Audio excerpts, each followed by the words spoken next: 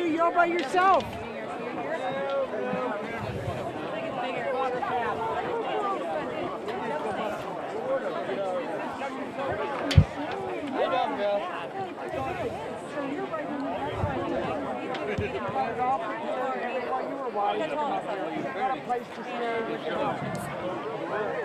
Good evening and welcome to Joe Pete McCall Stadium. Good. Another season, right? Another season. We'd like to take the opportunity as we annually do to recognize our seniors and football band in What'd you do, run out of Florida? starting with our senior football players. They run me up. They run me up, boy.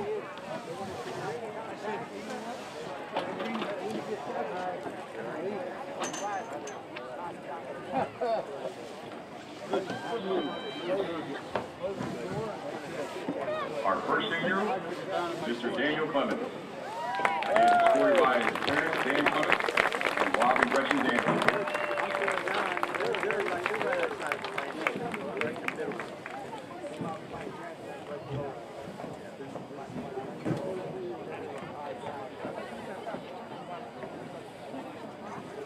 Our next senior, Mr. Isaiah Crow. Escorted by his parents, Deshaun Walton and Ronald Crow.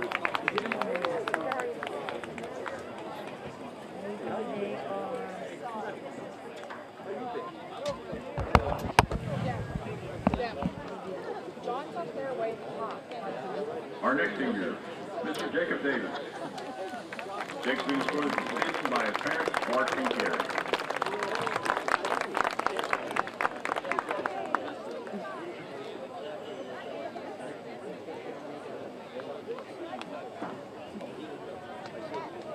Our next senior, Mr. Anthony Delavay.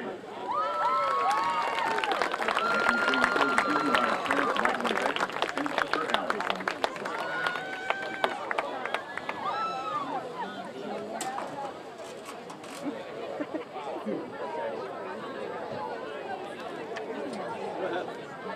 Our next senior, Mr. Brock Downing. Brock's been escorted to the station by his parents, Kathleen Bruce and Brenna Downing.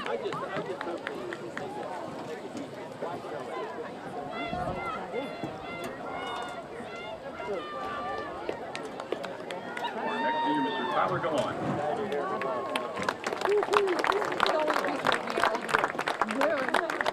Tyler's been escorted to the season by his parents, Tom and Mary Gallant.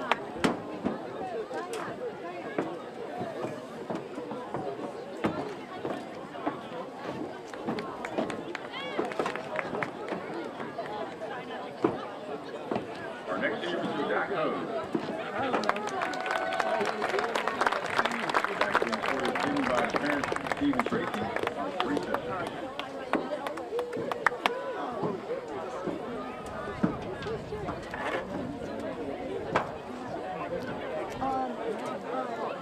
Our next senior, Mr. Noah Lester. Noah's been escorted to the season by Tanya Lester, Mark Longwell, and sister Alexa.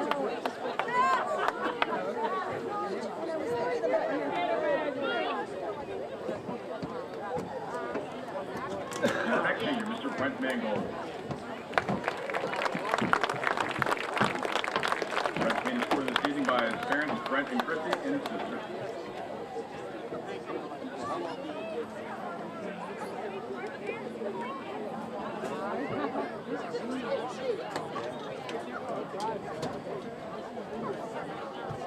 Our next senior, Mr. Bryce Manley. Bryce is being escorted this evening by Hugh Manley, Don Manley, Steve Fecco, Matty Fecco, Jody Rossini, and Tony Rossini.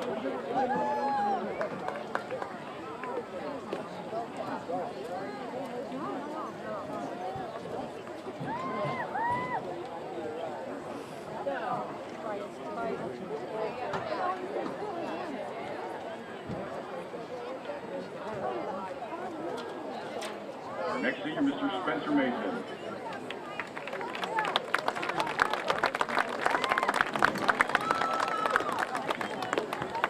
Spencer's being escorted by his mom and dad.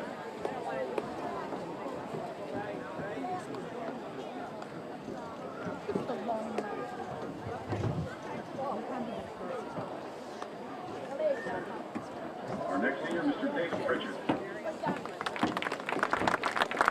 Dave's been scored this season by Dave and Donna Pritchard and Mr. Taylor.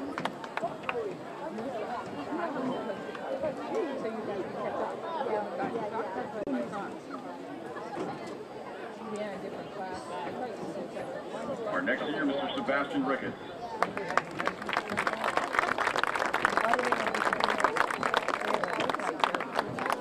Sebastian's being scored this season by Dan, Pam, and Tina Ricketts.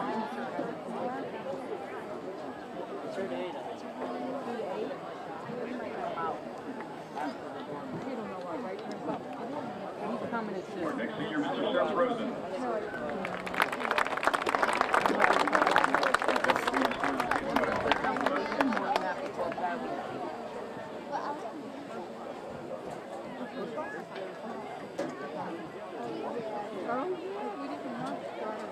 Our next senior, Mr. Nick Shell. Nick's being scored by Terrence, Rick, and Nikki. Yeah. That's all we need. Cheerleaders, band, and then the band, whatever they call them. Our next senior, Mr. Kobe South. Kobe's being scored this season by parents Bill and Lindsay and brother Connor.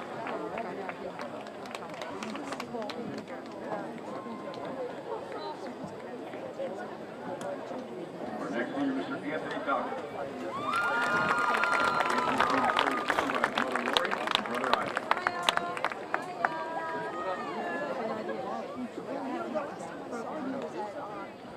Our next senior, Mr. Nathan McCloskey. Mom and Dad, Mike and Andrew.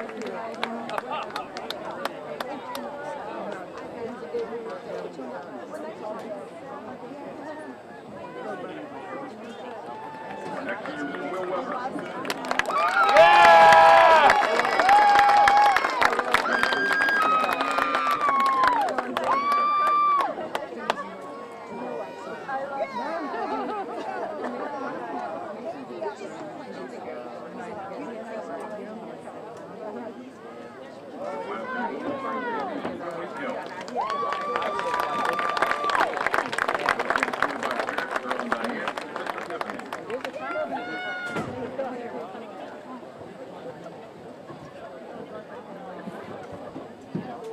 Our student trainer, Mackenzie Jansen.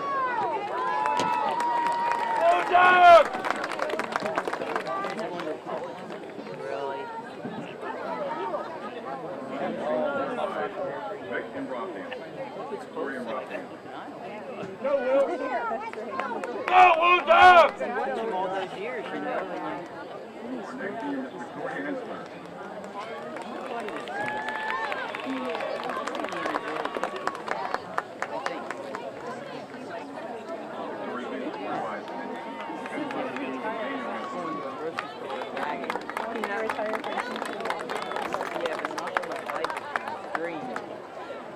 Final senior student trainer is Mackenzie Portica. Mackenzie being supported this season by our parents, Mindy and Brian. Your fishing coach, babe. Our manager, Zach Wilkes. By Mom Terry.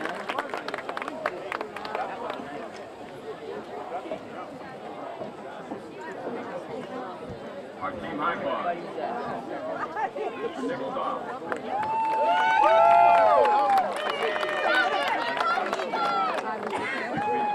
By his parents, Gene and Norm.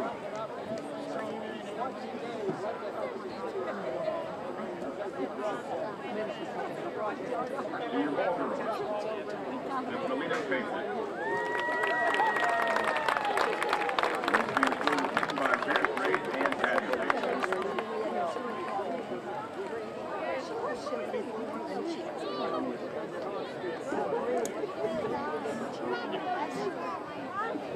Now for our senior band members from the Marching Tribe. Our senior Stephen Abbott. Being scored by Michelle and Joey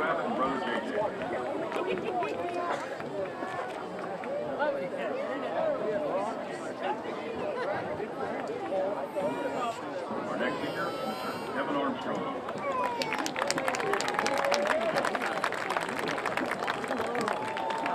Evans being escorted by Randy and Lena Wardstrom. Tiffany is walking from Tanzania.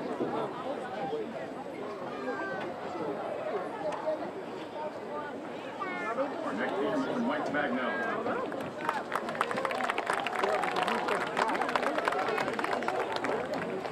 Mike's being escorted this evening by JD and Andrew Bagnell from Sister Park.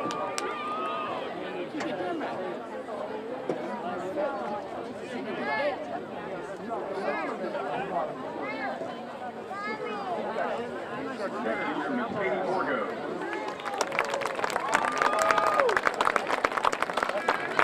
Katie's being escorted this evening by Greg and Jim Borgo and brother Ryan.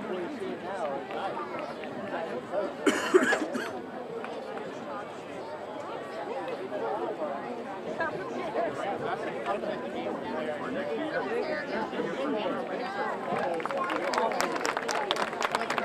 He's being escorted by Rico and Carrie Green.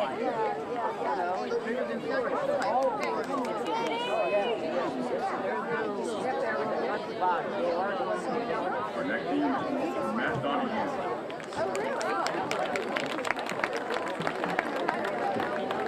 That's been escorted by Jennifer Donahue and Susan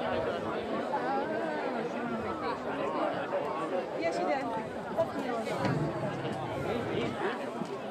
Our next team is Taylor Greer. Taylor's been escorted by Quinn and Renee Greer and Sister Kayla.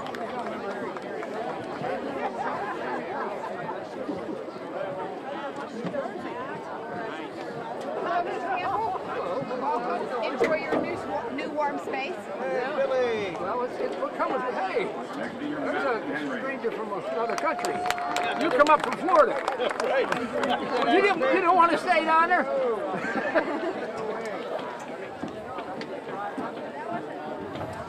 Veronica Heil. Veronica's being escorted by Ernest, Ryan, and Mark.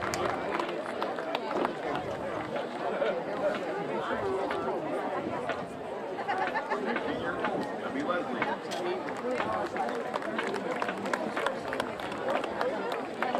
Debbie's being escorted by Marty Douglas.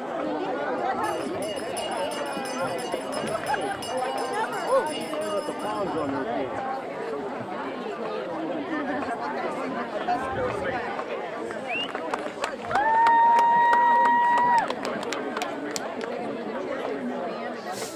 Let's sit down. Thank you. Thank you. I'm fine. Totally didn't see the stuff. I'm good. I'm fine. Thank you.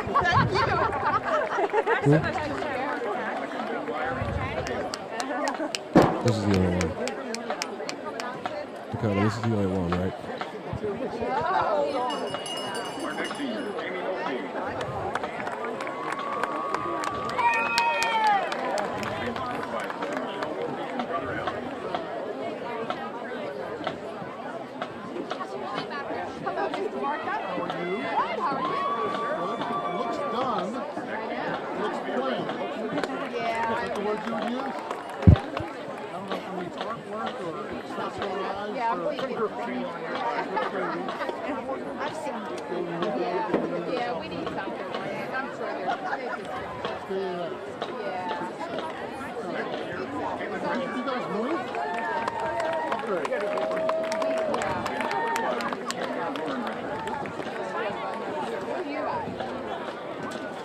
In the center here? Yep. Okay, like my same row, Jay? Next, Justin No. Rickles. Get out of the way, lady. Cause me trouble. Oh, you're all the way in the back? Being escorted by Guy and Lisa Rickles. This one more. See you soon. Okay, yeah. Good. How you doing? Good to see you. I'm doing great. You look so good. I'm good. Good to see you. Good to see you. Not you. It's Friday. Exactly. It's Friday. I'm not working. My wife's somewhere and I don't care. She doesn't care, so that's mostly good. She's retired. I said tonight, you want to come up? She's like, I'm not going back up there. Nephew's in 7th grade and 4th grade or something. Maybe somebody will either be in the band or on the field. We don't know maybe. I remember her running the sideline. One of these days. Exactly. Pretend like she's in charge. Good. Tiffany, I'm Tracy. Why did they give her my ticket? Sorry. Hi, I'm going to take them out. All right. Good to see you. Nice to see you. I'm sorry. Okay, baby. Is the camera coming up on us at all? How you doing?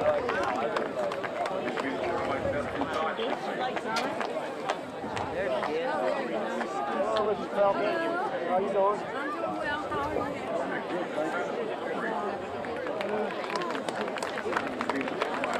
We can't look up into press box. No, they have a microphone so they can listen in on it. Hi there. How are Watch you what you doing? say. That's right.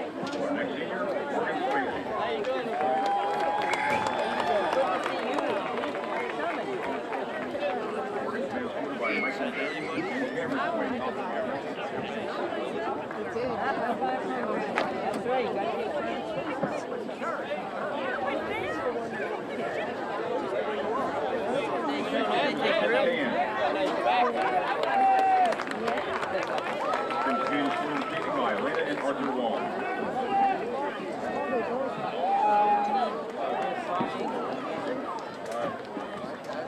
Our next senior, Jeremy Toronto.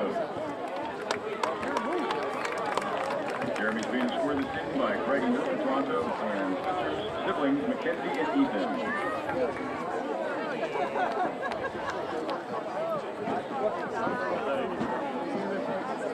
Final band member of the evening, Gage Zurcher.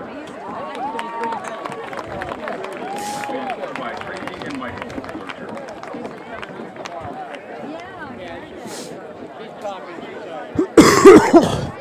Still talking at 9 o'clock right Now for our cheerleaders.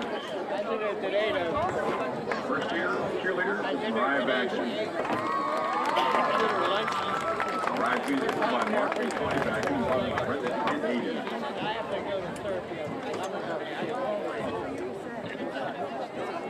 Our next senior is Abigail Brown.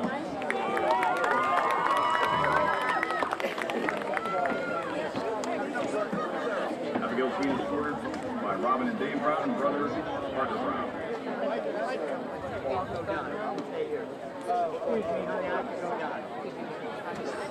Our next senior, Francesca Fedorka.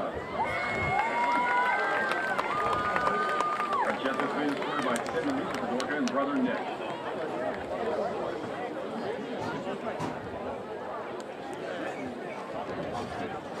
Our next senior, Kaylee Fisher. Kaylee's been scored by Thon and Tina Fisher and brother Blake.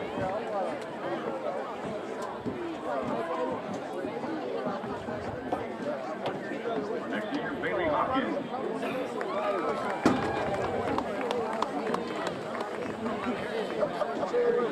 Been scored by Cindy Hopkins and grandmother Diane.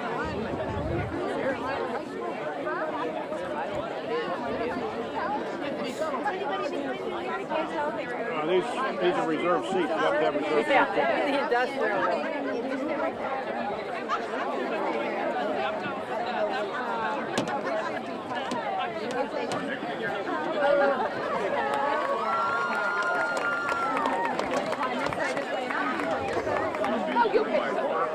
You just saw me running down the hill. That hill that comes out into the softball field. And I said, Bradley, he's laughing at me. I go, you know I'm grabbing you when I start falling, right? Like, I wouldn't.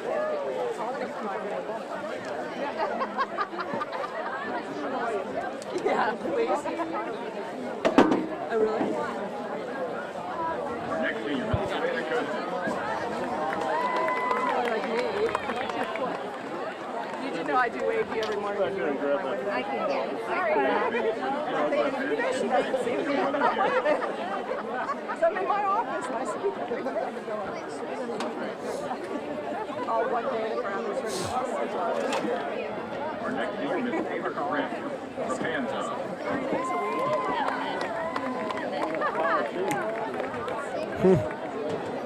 David driving back to Japan. I'm driving back to St.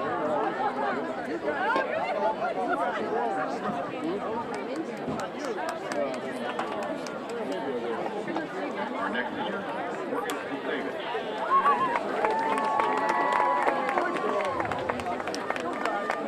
Yeah, looks like it, yeah.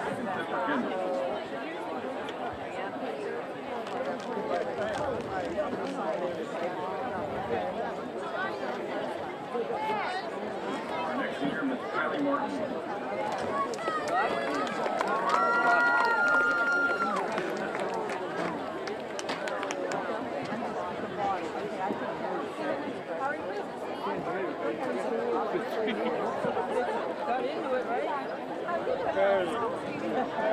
He got all straightened out.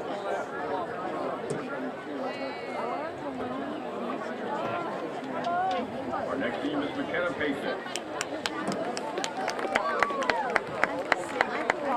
Payson is scored by parents Andrea and Vaughn Payson. Oh, I brought my phone card out.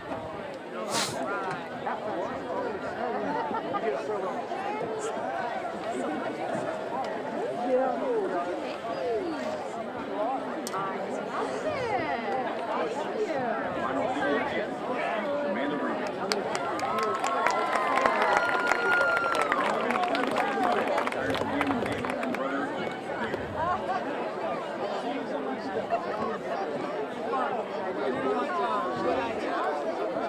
Ladies and gentlemen, the graduating class of 2018 from West Allegheny High School. Leading our football team.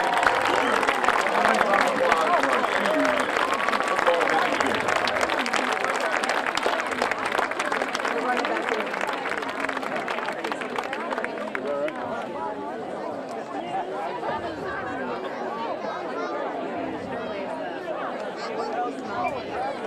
I like how I'm like.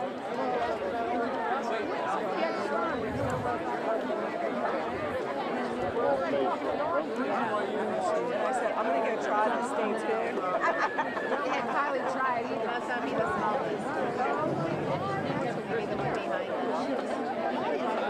Yeah, I must have watched it 10 times. Like, so I was wondering, meanwhile, she was with me when I broke my foot. It was very my jaw foot. So she was like, hey, Brad, get the fields right.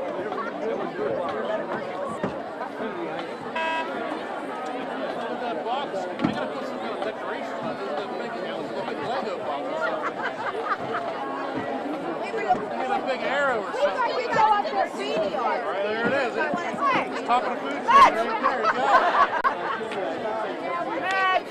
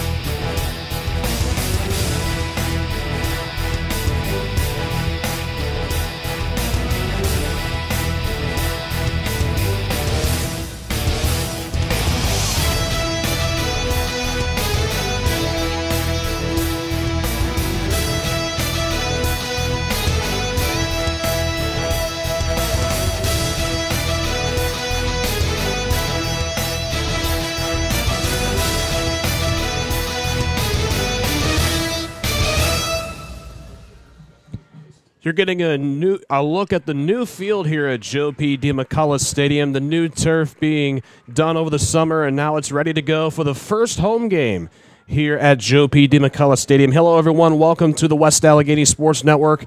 I'm Brandon Ross. I joined alongside my partner, Joe Smelter, and we got a good one on our hands between the North Hills Indians and the homestand West Allegheny Indians. And, Joe, let's take a look at what both teams did last week. West Allegheny was dominant against Fox Chapel in a 41-20 drubbing of the Foxes. Yeah, West Allegheny stopped Fox Chapel on its first offensive possession. Then when they took the ball for their first possession, wasted no time. Dante Flatty culminated that drive with a touchdown run. Really, West State dominated the rest of the first half from there, leading 34-7 at halftime. They scored the first 27 points of the game. They scored not only offensively but defensively, as both Will Weber and Noah Ledford ran interceptions back for touchdowns. The second half, they were a little more shaky. Fox Chapel actually won that second half, 13-7. West Allegheny's run defense struggled a little bit, allowing 170 yards on 40 carries on the ground. West Allegheny overall, decent performance week one against Fox Chapel. They'll just have to look for a more complete performance for the full 48 minutes as opposed to just the first half. Absolutely, and we're going to take a look exactly at what happened last week with the highlights from week one against the Fox Chapel Foxes, here provided by Huddle.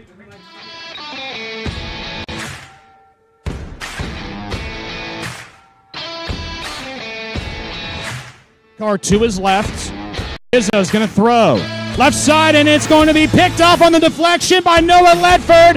And Ledford inside the 10 to the 5. And he's into the end zone for the West Allegheny touchdown. As Weber's in the Wildcat formation. Takas to the left. Direct snap. Weber to the left side.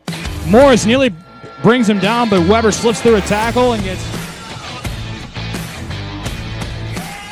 And Weber is going to get another carry here. Slips through the defense, slips through another tackle, down to the 10-yard line.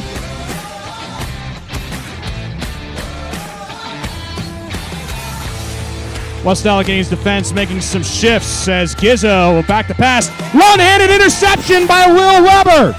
And he dives into the end zone for the touchdown. What a pick there by Will Weber, reading the screen beautifully.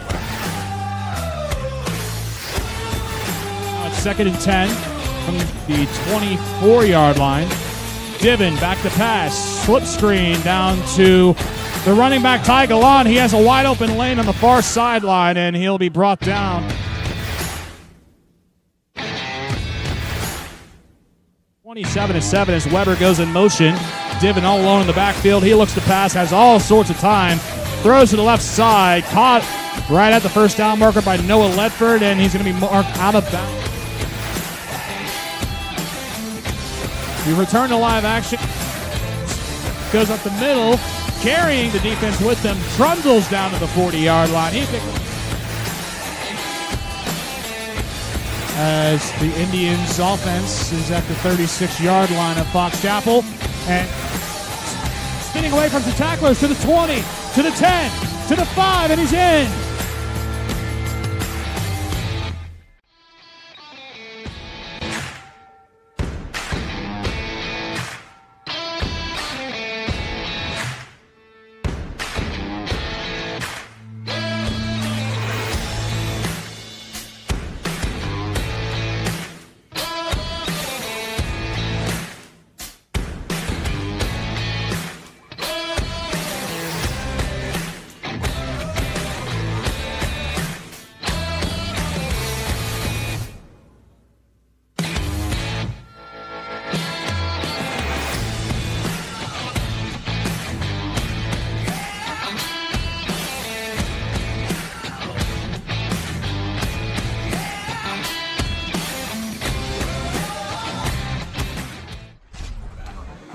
Will Weber having an impressive game last week all around against the Fox Chapel Foxes, rushing for 57 yards, throwing 2 touchdowns, and, of course, that one-handed interception return for a touchdown. Pretty much all happening in the first half last week. against Fox Chapel, and West Allegheny is going to get a little bit of a stiffer test this week against the North Hills Indians. Last year, North Hills almost defeated West Allegheny in the regular season, actually got the closest to dethroning the reigning 5A WPIAL champions. 24-16 was the final in that game. In a game in which West Allegheny had to come from behind to win. They were down 16-3 at one point. They scored 21 unanswered in order to shock North Hills in the fourth quarter. Yeah, that second game last year, really a turning point in West Allegheny's season. Coming into the year, in 2015, they fell to Thomas Jefferson in the quarterfinals of what was then AAA. But that second game of the season, as you said, they had that comeback scoring 21 answered, and they were off and running from there, going on that big win streak, winning the Whitfield title before eventually falling to Harrisburg Prep in the state semifinals. Brandon Rossa, Joe Smeltzer here on the call on the West Allegheny Sports Network. We're getting set to get underway here at Joe P. DiMiccala Stadium, the home opener and senior night here at West Allegheny High School. And we're going to take a look at the keys to the game for both teams. First off, Joe, what are some of the keys for North Hills? All right, for the North Hills Indians, number one, skill over grit. North Hills not known for their size up front, but they do have skilled players. Melvin Blinks is one of those players. He'll be running a lot out of the Wildcat, and Tyler Brennan is another one of those players who can run as well as receive. Number two, big plays, as mentioned with those skilled players. Tyler Brennan is known to explode. He had an 80-yard run against Upper St. Clair. Don't need plays like that to beat West A. Key number three is endurance. And for West Allegheny, key number one, ground and pound. They're a running team. They need to run the football. They're known for running the football. Number two, stop the run, stop North Hills running attack. And finally, number three, play well in the second half and complete the performance. Daniel Wagner will lay into this kick, and we're underway here at Joe P. DiMiccala Stadium. Weber picks it up at the 7-yard line, and he has a wide open avenue, has some greenery, weaves his way through traffic, and he's going to be tripped up as he crosses midfield by the kicker, Wagner. And that's the start that West Allegheny needed against a tough opponent like North Hills. It's 1st and 10 in Indian territory, at North Hills territory, I should say. Yeah, Will Weber did it all last week on offense and defense, and as you see, he's doing it on special teams too. Great starting field position for West Allegheny. And Will Weber, one of the return men for West Allegheny, not really known for his explosiveness. He rushed for just a shade under 500 yards last year, and really that was the longest kick return that he's had as a West Allegheny Indian. Most of the kick return duties were held by Kenny White and Brandon Lipford from last season. Those two are no longer on the team. And now we're going to start 1st and 10 from midfield. Will Weber is in the Wildcat formation, and we're going to get an illegal shift on the tight end, Brent Mangold, as he was trying to send Van Damme in motion, and Mangold got a little bit confused there, and it's going to be a 5-yard penalty. 1st and 15 down to the 45-yard line. West Allegheny already committing an early mistake, something that it didn't need against North Hills. West A gets that return. You don't want to stop that momentum. They get great field position, and there's a mental mistake with the illegal shift, and they'll just have to bounce back. Still decent starting field position with the ball in their own 45. Back in the Wildcat formation, you're going to see this a lot with this West Allegheny team, especially with running backs like Will Weber, who will take the direct snap along the right side, and he is going to be dumped down by Alex Glatz at about the 47-yard line. That's a gain of 2, and it's 2nd down and 13. The starting offense for West Allegheny, first off, the skill position players. You're going to see Jamie Diven starting at quarterback. Last week, he went 8 for 13, 51 yards, an interception. Not a bad game at all, considering it was his first varsity start.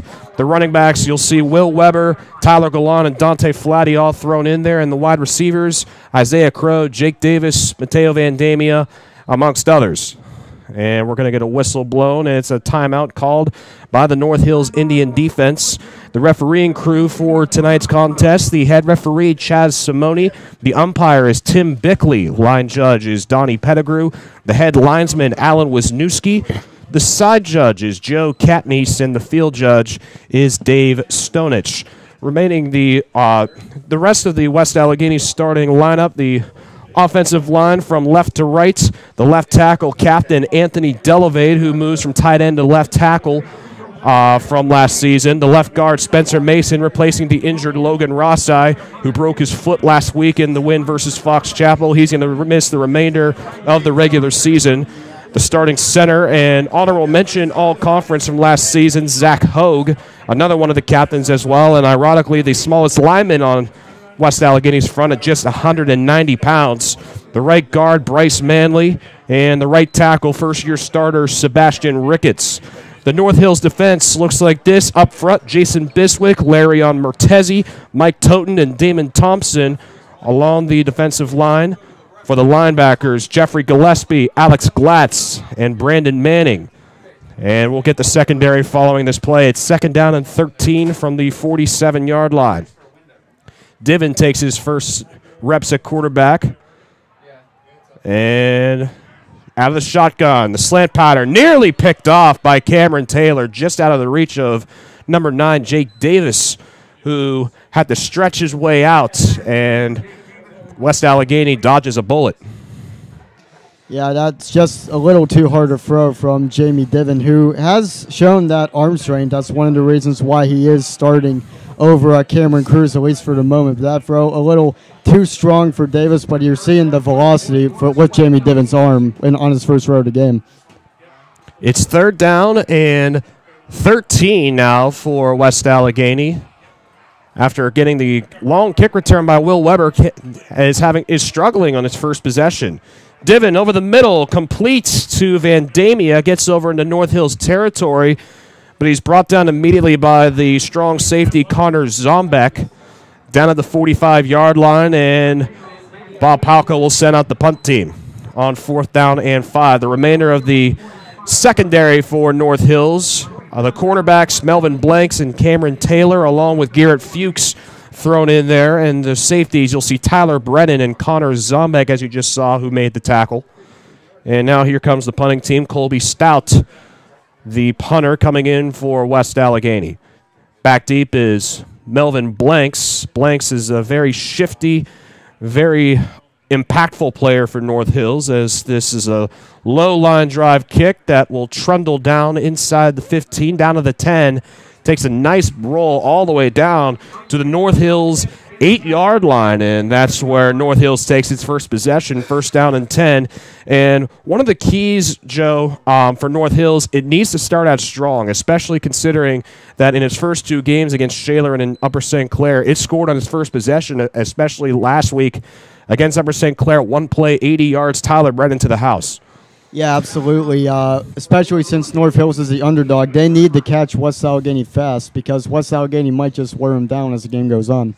1st and 10, North Hills from the 8-yard line. The senior quarterback, Will Hurt, leads his team out onto the field. And it looks like a defensive lineman jumps off sides for West Allegheny. That's Anthony Totkus filling in for Logan Rossi. Totkus has been playing defensive tackle for a number of years here at West Allegheny, filling in whenever Kieran Fearmont went down, getting some reps last year with Logan Rossi, whenever Fearmont went down for the state playoffs. And Totkus is going to see a lot of snaps at defensive tackle. Yeah, as you mentioned, the loss of Logan Rossi, a big loss for West Allegheny. We'll see how that middle of the defense can handle that. Hurt, hands off, Blanks, has a hole off the right tackle, and he shifts his way through. There's a flag, and he'll be brought down at about the 30-yard line. Colby Stout comes in and makes the play, but it could be coming back, and West Allegheny dodges another bullet. North Hills, they've been having problems with committing these penalties in 2 games thus far. 14 penalties committed on North Hills. Yeah, and we talked about this before the game, how limiting the penalties is going to be key for North Hills to have a chance of winning this contest. When you're an underdog, you have to play a sharp game mentally as well as physically. And for North Hills, as well as West Allegheny, who's had 2 penalties of their own, both teams need to be a little sharper when it comes to keeping as much laundry off the field as possible. That's something that Pat Carey alluded to. He said that one of the reasons why that Upper St. Clair defeated North Hills was one of 2 reasons. 1, the field position battle, and 2, they just committed a lot of penalties. They had 10 penalties for 80 yards last week, and that was detrimental to the success of North Hills. It's now first down and about 2 from the 17-yard line. Hand off to Blanks again. Off the right slide, slips through some more tackles, tight-roping the sideline to the 50, to the 40, and he's caught from behind by Will Weber. And North Hills is on fire to start its first possession. It's down to West State territory at the 33. And early on, you're seeing the athleticism and the speed of Melvin Blanks. Coach Pat Carey, who you talked to yesterday, is very high on this kid. Doesn't have a lot of college offers at the moment. West Virginia State might be the only notable one, but don't be surprised if he picks up a few more offers. This kid is very athletic, very shifty, a very patient runner, and he's going to be a key part in this North Hills team to get their first playoff win in 5 years. This is a kid that rushed for 195 yards in week 0 versus Shaler and had 80 yards last week in the loss to Upper St. Clair. Hurt throws Tyler Brennan left side, and he's going to be caught on the angle by Isaiah Crow on that far sideline, and it's a pickup of about 6, and it's 2nd and 4. Yeah, Tyler Brennan, that's the name, along with Melvin Blanks. That's the name you're going to hear a lot. He can do it all pretty much. He starts at safety. He's also used as running back out of that Wildcat, but mainly a wide receiver, and him and Melvin Blanks are really both the heart and soul of this North Hills offense. Pat Carey described Tyler Brennan as basically North Hills' version of Will Weber. They try to give him the ball as much as they can, and he considers Brennan to be a senior, even though he is just a junior as of right now. Speaking of, he goes in motion from left to right. Handoff, Cam Taylor, and he splits the defense to the 10, and he dives into the end zone, and then North Hills scores first. Cam Taylor, a 27-yard touchdown run, and North Hills is on the board. Yeah, as you stated earlier, it's a key for North Hills to start fast, and there's the first carry you see of Cam Taylor. Kind of known as a different runner to Melvin Blanks. Taylor known as more of a grinded-out runner, while Blanks is a little more athletic and shifty. But Taylor, with a huge hole to run through, takes advantage there, and that's a long touchdown run and a perfect start for the North Hills Indians. Here comes the junior kicker, Dan Wagner, on to attempt the extra point. Garrett Fuchs will hold. Alex Glatz is the long snapper. The kick is up, and it is going to split the uprights and is good. And there is a penalty down on the play. Wagner looks like fell down after the extra point kick, and we're going to get another call here from head referee Chad Simone.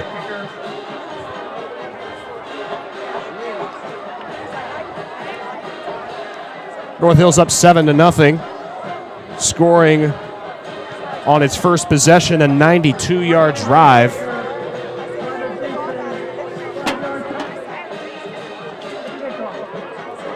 It is a running into the kicker penalty against West Allegheny. It'll be assessed on the kickoff.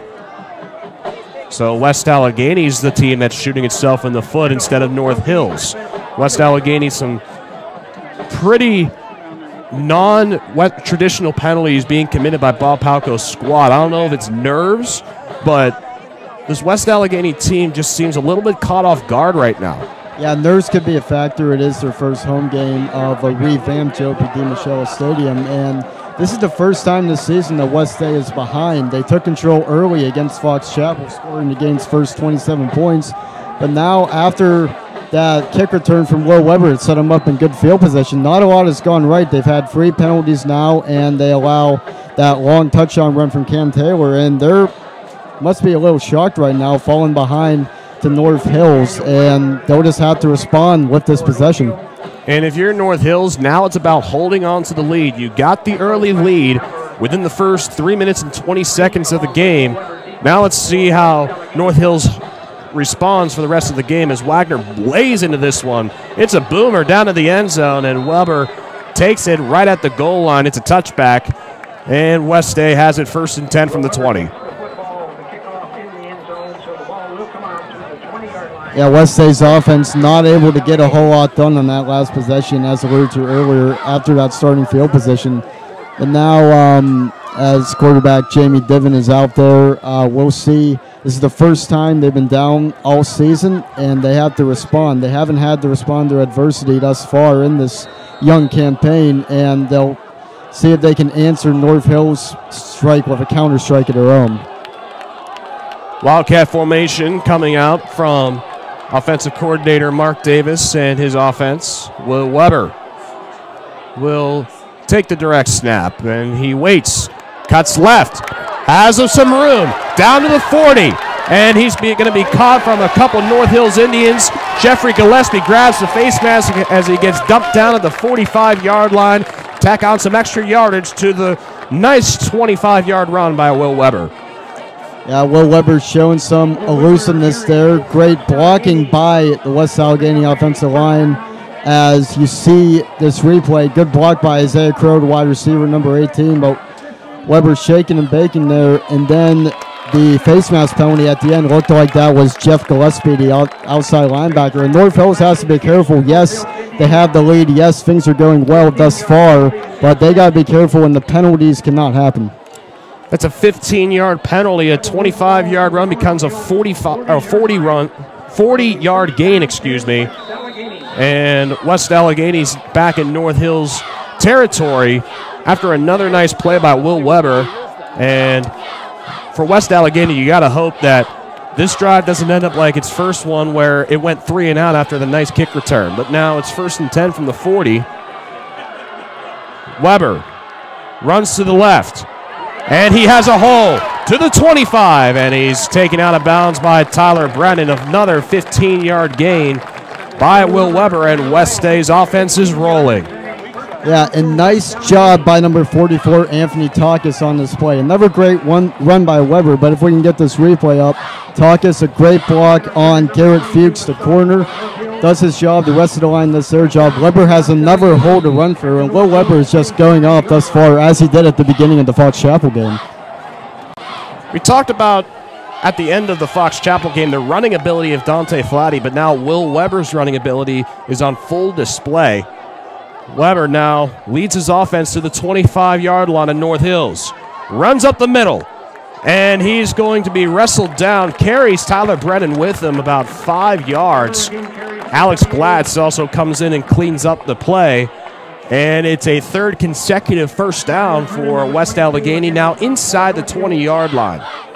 And this is one of the reasons why Will Weber has multiple Division I offers, including one to the Naval Academy. Not only his athletic ability, but his willingness to gain the extra yard. Every inch counts in football, not to sound cliche, but he carries Tyler Brennan there for an extra 4 or 5 yards.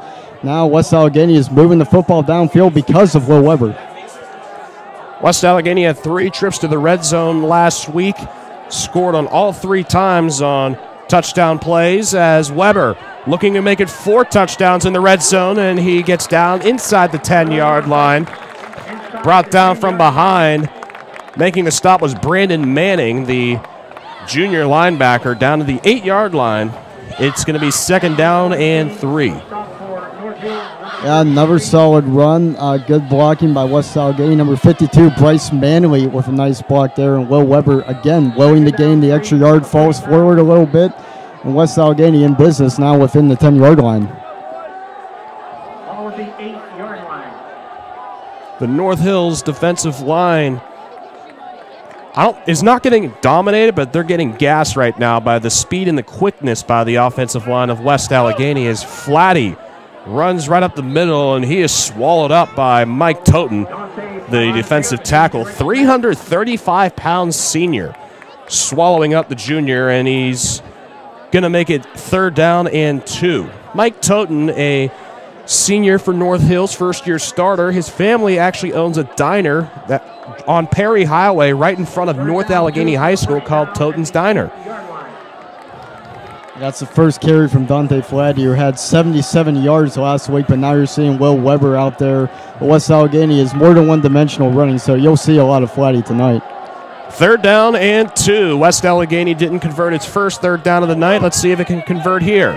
Weber, left side, spins away from some tackles and picks up the 1st down. Taken out of bounds by Tyler Brennan at the 5-yard line. It may not be a 1st down. It depends on the spot of the ball. But either way, it's going to be really, really close. We'll wait till the officials marking. And it looks like we're going to have a measurement from the stick crew.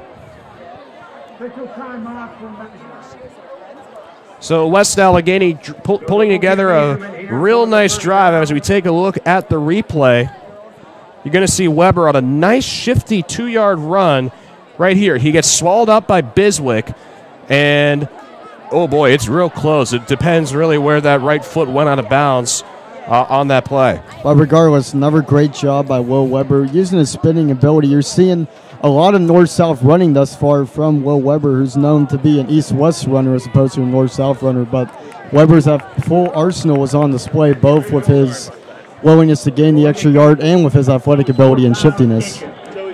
And the referee crew has decided it is 4th down.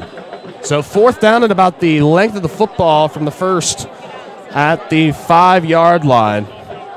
So for West Allegheny, really, well, if you're North Hills defense, you can't really expect anything else other than a run right up the middle, whether it's Weber, whether it's a QB sneak. You just got to expect something to go up the middle and hope that Mertezi and Toten can plug up something and cause a turnover on downs. West Allegheny, known for running the football, have not thrown a pass yet, and I wouldn't expect that to change here. 4th and goal. The North Hills student section on the far side of the field getting riled up. It's a Wildcat. Weber up the middle, picks up the first down. He's brought down at about the 4-yard line as he jumps over the pile. Mertezi was getting blocked there by the left tackle, Anthony Delavade, causing Weber to find an avenue as he leapt over the pile. Yeah, nothing really unexpected here. Weber just going right up the middle, hurdles over a few North Hills Indians, but he does what he needs to do, gets the first down, and now West Allegheny is in business with just 4 yards to go to complete what's been an impressive drive. West Allegheny's offense, as we've seen, as Weber on the left side has some room, dives. He is short at the 1-yard line, undercut by a North Hills Indian down at about the 2-inch line. It's 2nd down and goal, and as I was saying, this West A offense really is an offense that'll pound the ball right down your throat and gobbles up a lot of time, which leaves not that much time for opposing offenses to get anything going. Yeah, and this drive is a perfect example of that, and West Allegheny so far responding to that North Hills touchdown. Flatty this time in the Wildcat. Cuts, jukes, into the end zone. Dante Flatty with his 3rd touchdown of the year, the first of the day. And West Allegheny is 1 point away from tying this thing up at 7. Similar to last week at Fox Chapel, Will Weber gets the bulk of the carries on West Allegheny's first scoring drive before Dante Flatty finishes it off. A slightly shorter run than either of Flatty's 2 touchdowns last week, but nonetheless gets the job done, and Dante Flatty is making a statement so far in the first 2 games of the season. Here comes the extra point from Colby Stout. The holder is Jake Davis, and this kick is up. And it's good, and West Allegheny's tied it up at 7 with 4:47 to play here in the first quarter. Another impressive drive by West Allegheny, gobbling up time, and now really it's about the defense now, who you got to think is well rested to stymie this North Hills rushing attack, who really had a nice drive before the touchdown by West Allegheny. Yeah, North Hills' rushing attack on full display with Melvin Blanks with a few nice runs and then Cam Taylor finishing it off. West Allegheny's defense struggled with the run last week, allowed 170 yards to Fox Chapel, with Nick Gizzo, the quarterback, leading the way there, and Chase Villani as well. But this is a big drive for West Allegheny's defense. They need to show that they can limit this North Hills rushing attack. And as for the last offensive drive for West Allegheny, great response to that first touchdown. They were faced with adversity for really the first time this season, and they could not have responded in a better way. Score is tied at 7 apiece. Cam Taylor got the scoring started with a 27-yard run off the left end at about the 3:20 mark of the first quarter. Then West A went on a nice long drive. Most of the heavy lifting was done by Will Weber. Dante Flatty ended up finishing it off with a 1-yard run. And here comes the kickoff from Colby Stout. Back deep for North Hills, the trio of Cam Taylor, Melvin Blanks, and Tyler Brennan.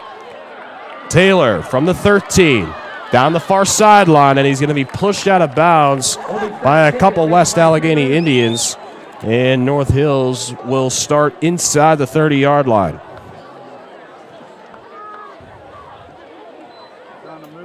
And we'll see if we see a little more of Tyler Brennan on this drive. First possession for North Hills, it was more Melvin Blanks and Cam Taylor, but Tyler Brennan is arguably the most important player on this North Hills offense. He's had just one catch for 6 yards, and we'll see if North Hills tries to get him involved a little more on this possession.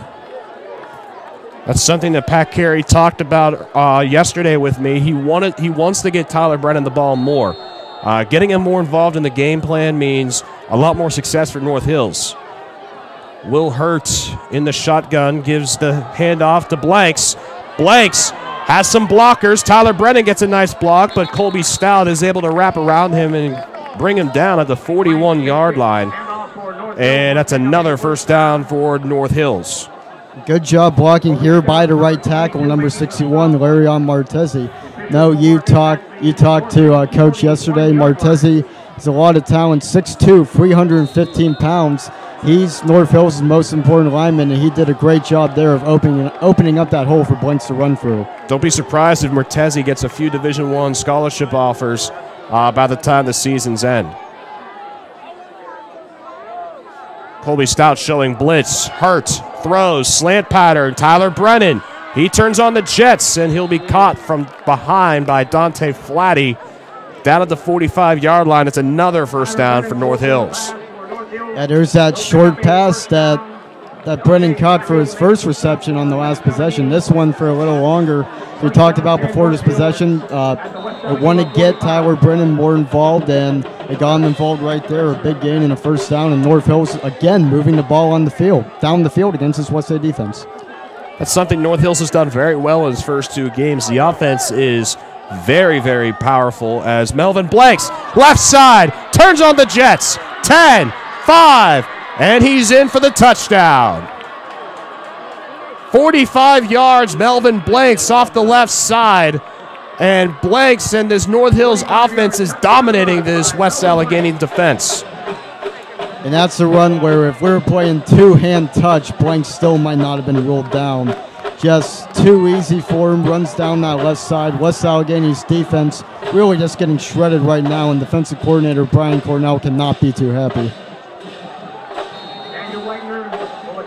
That was just a simple run to the outside. Melvin Blanks using his sideline-to-sideline ability, turning on the Jets. Wagner's kick is up, and it is good.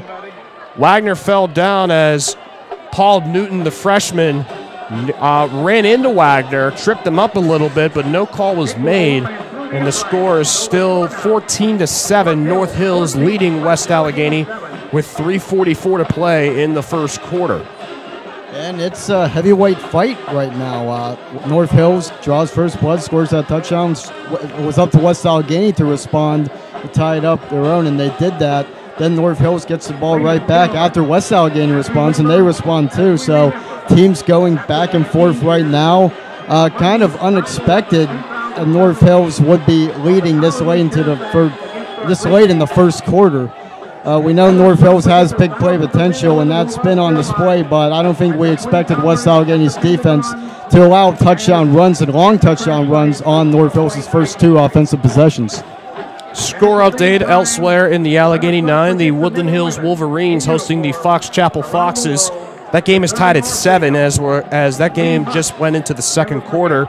Other games in the Allegheny 9, the Upper St. Clair Panthers are at Moon area to take on the Moon Tigers, and the Baldwin Highlanders are welcoming the Hampton Talbots, and also the Chartiers Valley Colts, traveling all the way out to Westmoreland County as it's taking on the Latrobe Wildcats in a non-conference game. That's who West Allegheny plays next week, but this is a low line drive kick taken by Flatty at the 5-yard line.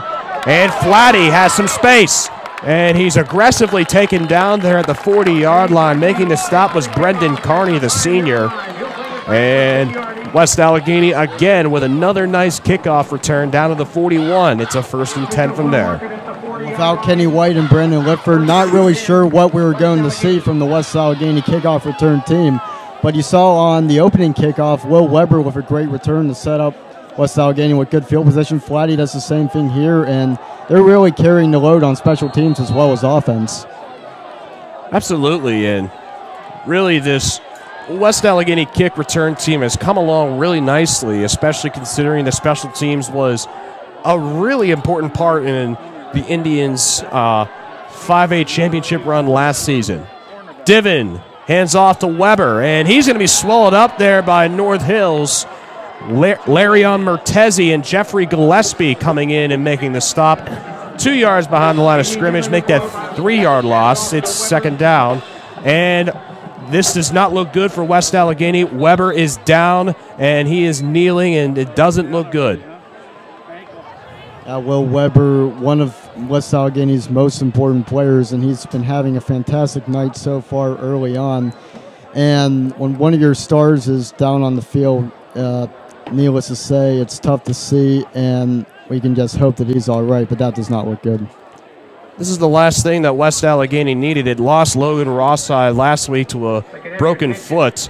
It also had Brandon Lifford, Kenny White, as we mentioned, transferring schools, and also some other notable losses. Connor Johnson moving closer to his sister, who attends BYU. Logan Malatak, a special teams, really the special teams MVP last year, alongside Weber. He's focusing more on his baseball career, so he's no longer with the team. And Will Weber, he's walking off on his own power. He's limping his way to the sideline. Looks like he's going to be okay, but right now Dante Flatty and Ty Gallant are going to have to carry the load if West Allegheny wants to get this game knotted up at 14. Dante Flatty is capable. He scored West Allegheny's first touchdown on the night and had a fantastic showing last week at Fox Chapel, carrying the ball 11 times for 77 yards and 2 touchdowns. So Flatty's the man, at least for the time being, but right now we see Jamie Divin setting up under center. 2nd and 13 now for West Allegheny after the injury timeout for Will Weber. Gallant goes in motion, and Divin's alone in the backfield. Throws to Mateo Vandamia. He slips through a tackle. Slips through some more. Down to the 35. An impressive run by Vandamia. And he's finally going to be brought down at the 36-yard line. A nice run by the 6'1", 230-pound junior tight end. And West Allegheny has some life. And Tyler Brennan's had a busy night on defense. First, he had to be on Will Weber's back as he was running, and now Mateo Vandamia. But you're really seeing the strength of Mateo Vandamia there. He's over 6 feet tall, over 230 pounds. Arguably the strongest player on West Allegheny's team. He's a great athlete, and we'll see if he can get more involved with this offense as this game rolls along. Here comes the offense. Ty Gallant this time is in the backfield. Divin in the shotgun, hands off, Gallant. Gallant drives his way forward, and he's going to be sandwiched by Alex Gladstone, Damon Thompson, as he crosses the 35 down to the 32. 2nd down and 7 coming up for West Allegheny. Yeah, we didn't see a whole lot of Ty Gallant last week, just 4 rushes for 13 yards. He was converted from a quarterback, which he played for the junior varsity team 2 years ago. Now he's a running back behind Will Weber and splitting time with Dante Flatty as well. So I'd expect him to be more involved as this game rolls along, especially now if we don't know what Will Weber's status is.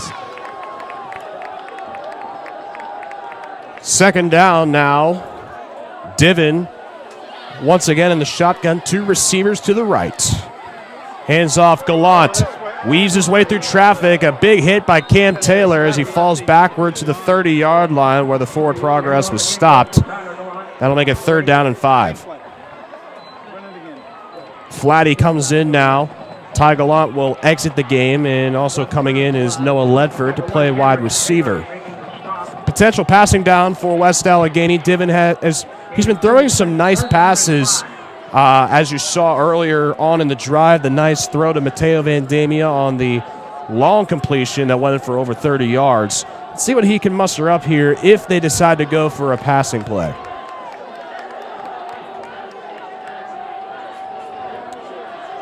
Divin in the shotgun. Flatty to his right. 4 receivers set. 3 to the right, 1 to the left. Pass just too tall for Vandemia. Just squeaks through his fingers. And that's going to bring up 4th down and 5. And it's decision time for West Allegheny. It's too short of a field to punt. But now you get the question, can Colby Stout kick a 47-yard field goal? And it looks like the offense is going to stay out on the field. Jamie Divin talking right now with Jim D'Amico, Rick Mason, and a couple of other coaches as he gets the play call in. This is a huge play for North Hills defense. If they can keep West Allegheny off the board and get the ball while they're up by 7 points, that would be a huge shift in this game. 4th and 5 coming up. Divin throws middle, too tall for Vandemia. And the pass falls incomplete. North Hills will take over on downs. And that's not what the doctor ordered for West Allegheny, knowing that North Hills offense is rolling right now. Yeah, Jamie Divin, a first-year quarterback, has had problems communicating with Vandemia the past 2 weeks. He had a high throw against him last week at Fox Chapel, and on back-to-back plays, throws were just too tall for Vandemia, and you'll see that with an inexperienced quarterback, but not what West Allegheny needed, and North Hills has a chance to add on and really make a statement in this game in which they are the underdogs playing on the road. Will Hurt leads his team out onto the field, directing traffic right now. Hurt, hands off. No, it's a bootleg. Dumped off for the tight end, John Hodnig, and he's jumped on by Ty Gallant, making the stop at about the 41-yard line.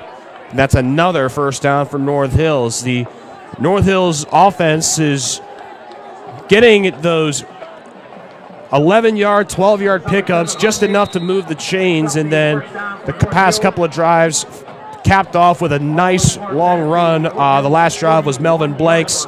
The drive before it was Cam Taylor.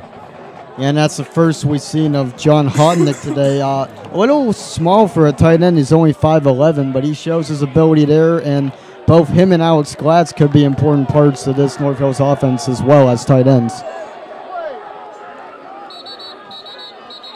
Flags before Will Hurt gets the snap off.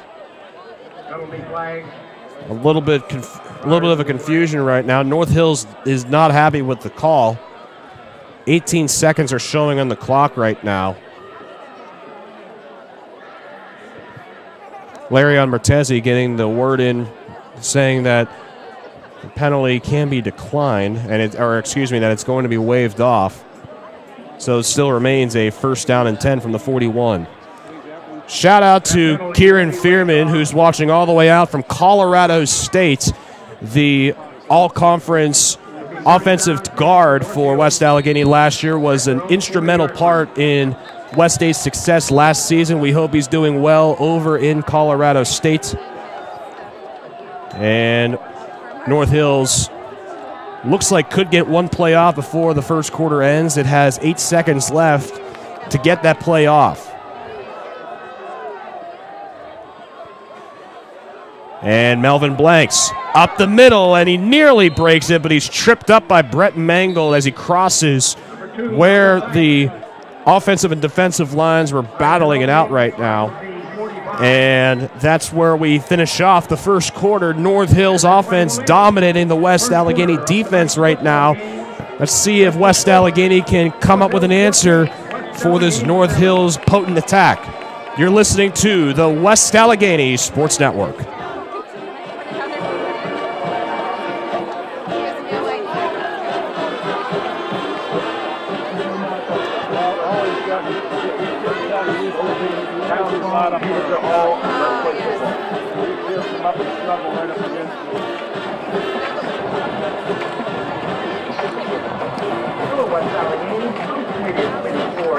want to take a second to introduce myself. I've been servicing the Ohio Valley and West Virginia now for 20 years. Now it's time to serve services in West Virginia. We're happy to be on board with West Allegheny football, track, and all the sports associated with West Allegheny. Come down to 285 International Drive, Oakdale, and check out our awesome showroom. We do all the lawn sports. Call us at 888-840-2423.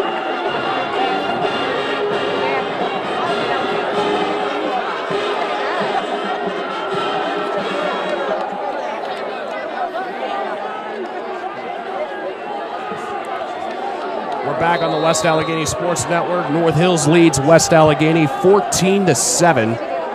Bit of a shocker right now as the North Hills offense is rolling right now. And here's an example why. Melvin Blanks shifting his way through the defense, crossing over into West State territory before finally being brought down by Delavade. And it's another first down for North Hills. Yeah, again, Melvin Blanks' athleticism on display. First we seen of him, or second we seen of him this drive. Last play tripped up by Brett Mangold. He's able to get the first down here, and Blanks really taking it to the defending Whitfield champions, and West State has to do something to slow him down. Melvin Blanks, he's proving to be one of the best backs in all of 5A in the Allegheny 9. This time it's Cam Taylor. He's swallowed up by the West Allegheny defense. That's just what West Allegheny needed right now. Cam Taylor brought down in the backfield by Delavade, Mangle, Takis, amongst others, and it's second down and we'll call it 13. That's the example of multiple tacklers on a play, which Brian Cornell's defenses have been known for over the years. North Hills' first negative play they've had in a while. They've really been doing what they wanted with this West State defense, and they'll have to respond to a negative play now when it's 2nd and 13. Will Hurt shouting instructions to his running back Taylor, and he'll take the snap. Rolls left, has all sorts of time, and throws pass just out of the hands of Garrett Fuchs, the diving wide receiver, and it's 3rd down and 13. This is where North Hills struggled last season. North Hills went 0 for 7 on 3rd down last week against Upper St. Clair. If North Hills wants to hold on to this lead, it needs to convert on these 3rd downs, especially against a quality opponent like West Allegheny. Yeah, and as many big plays as they had thus far, you're not going to have 10, 15, 20-yard runs routinely forever. And North Hills now backed up 3rd and 13. These are the situations in which they'll have to convert to beat a team like West Allegheny.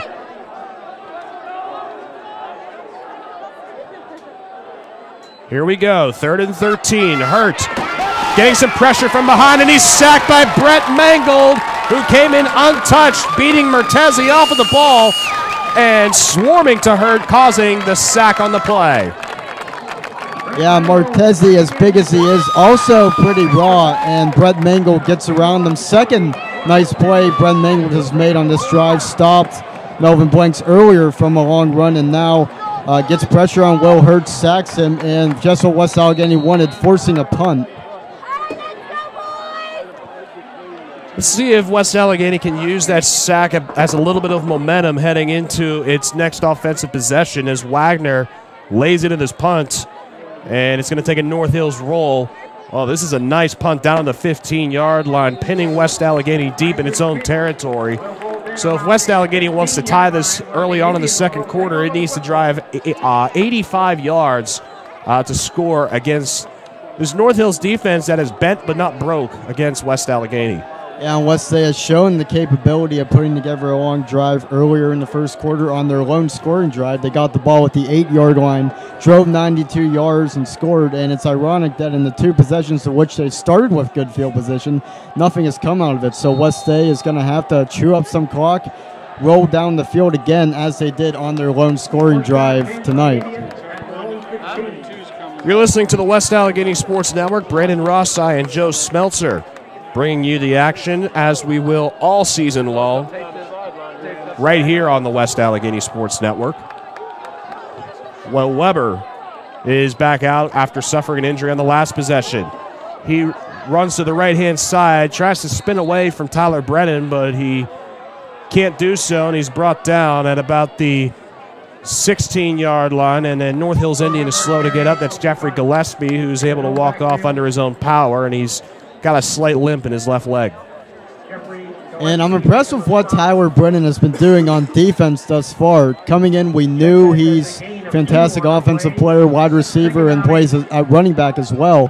But he's shown the ability to make some tackles from that safety position, and he's really been a complete player for North Hills thus far, and he's showing that tonight.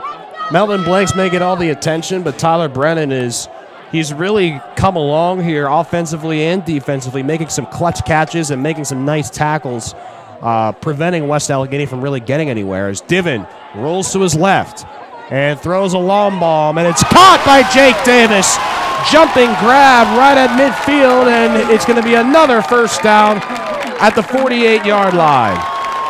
Jake Davis, son of West Allegheny offensive coordinator Mark Davis, makes a great play here. Like Tyler Galan, formerly a quarterback, but now is getting involved as a wide receiver, and he makes a big play there. Great catch. Not the best thrown ball by James Divin, but Davis makes up for it, makes a great play, and big play for West Allegheny, and that kind of gets them out of that hole they were when they started this possession at the 15-yard line. Talking to some of the players during training camp, they said that Jake Davis has the potential to be like a Joey Divin kind of role, where Divin's not going to wow you with his physical prowess, but he comes up really clutch whenever West Allegheny needs it, and he comes up clutch right there, setting West Allegheny up at the 48. This time, Dante Flatty, off right guard. He gets a nice block there from Bryce Manley, and he's going to be brought down right at the first down marker, and it's going to be, looks like, another first down. If it's not, it's very close. But either way, this West Allegheny offense starting to get back on the tracks after hitting a lull earlier on in the game. Yeah, Dante Flatty missed most of 2016 with an injury. Didn't know what we'd expect from him, given that he didn't have a large sample size last season. But these first two games, he's really showing his stuff, and he'll be a nice compliment to Will Weber in that backfield. And here's Flatty again, left side.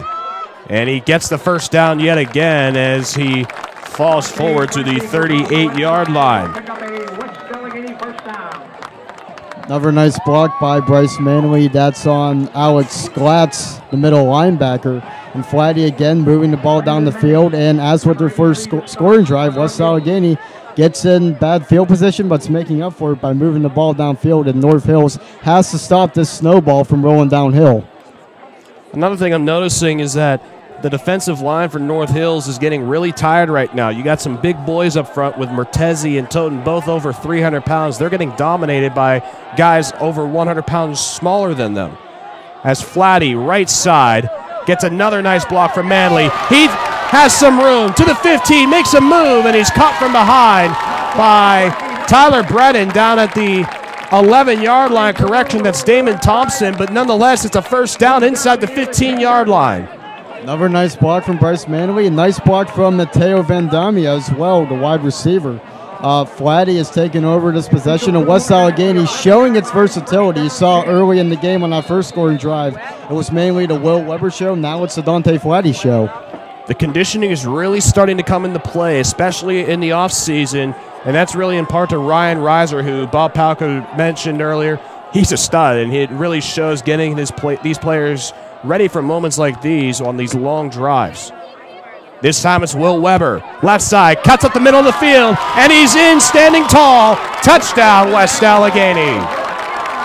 And what a response. West Allegheny has to drive 85 yards, and they do just that, making up for the great punt by North Hills. And kind of a role reversal. On the first touchdown drive, Will Weber got a bulk of the carries beforehand before Dante Flatty finished it off. And now Flatty did a great job getting West Allegheny downfield, as did Bryce Manley in this offensive line. And Weber finishes it off with an easy touchdown run. Nobody touched him on that run. That's Weber's first rushing touchdown of the season. He had 2 passing touchdowns last week against Fox Chapel, and obviously the pick 6 in the second quarter as Colby Stout kicks this, and it's good, and we're tied again at 14-all with 7:13 to play in the first half, and this has really been a seesaw matchup which is pretty much what we expected between two great programs like West Allegheny and North Hills. Absolutely. If you're talking to somebody who's not familiar with the area and you're mentioning some of the great football programs in Western Pennsylvania, you're not going to get through a lot of programs before bringing up West Allegheny and North Hills.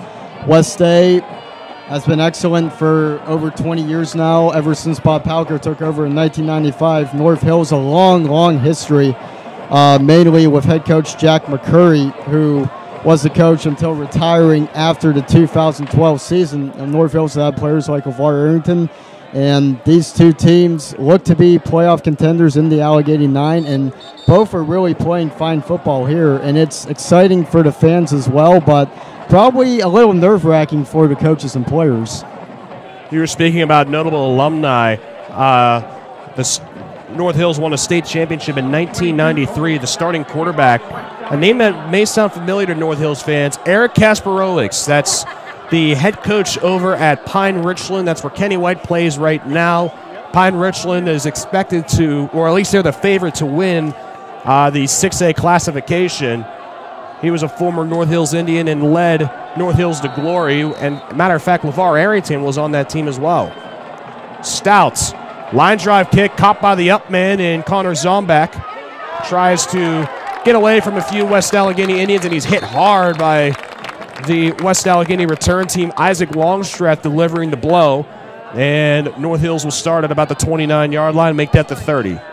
And let's see how Brian Cornell's defense responds here. The last drive, they did a great job stopping North Hills on that 3rd and long. First stop they've had all night. We'll see if that will serve as a turning point, and for North Hills, just have to keep moving the ball down the field with Tyler Britton and Melvin Blanks. Here comes North Hills with a receiver to each side. Brennan on the right, Fuchs to the left. Will Hurd in the shotgun. And it's going to be a pass play to Brennan, wide open as the corner bit on the slant pattern. Brennan takes off. 30, 20, 15, 10, 5, touchdown. Tyler Brennan, 70 yards on the pass play. And Pat Carey talked about his speed being his biggest weapon, and he shows it right there, just pretty much outrunning everyone on West Allegheny's defense. Head coach Pat Carey very high on Tyler Brennan, and with good reason. Brennan had a similar run last week at Upper St. Clair, and this week the short pass turns into a 70-yard touchdown. And West Allegheny's defense, really, aside from that less possession, just being toyed with right now by North Hills, and the offense again has to respond. It's that bend and not break mentality. Both defenses have taken some hits right now.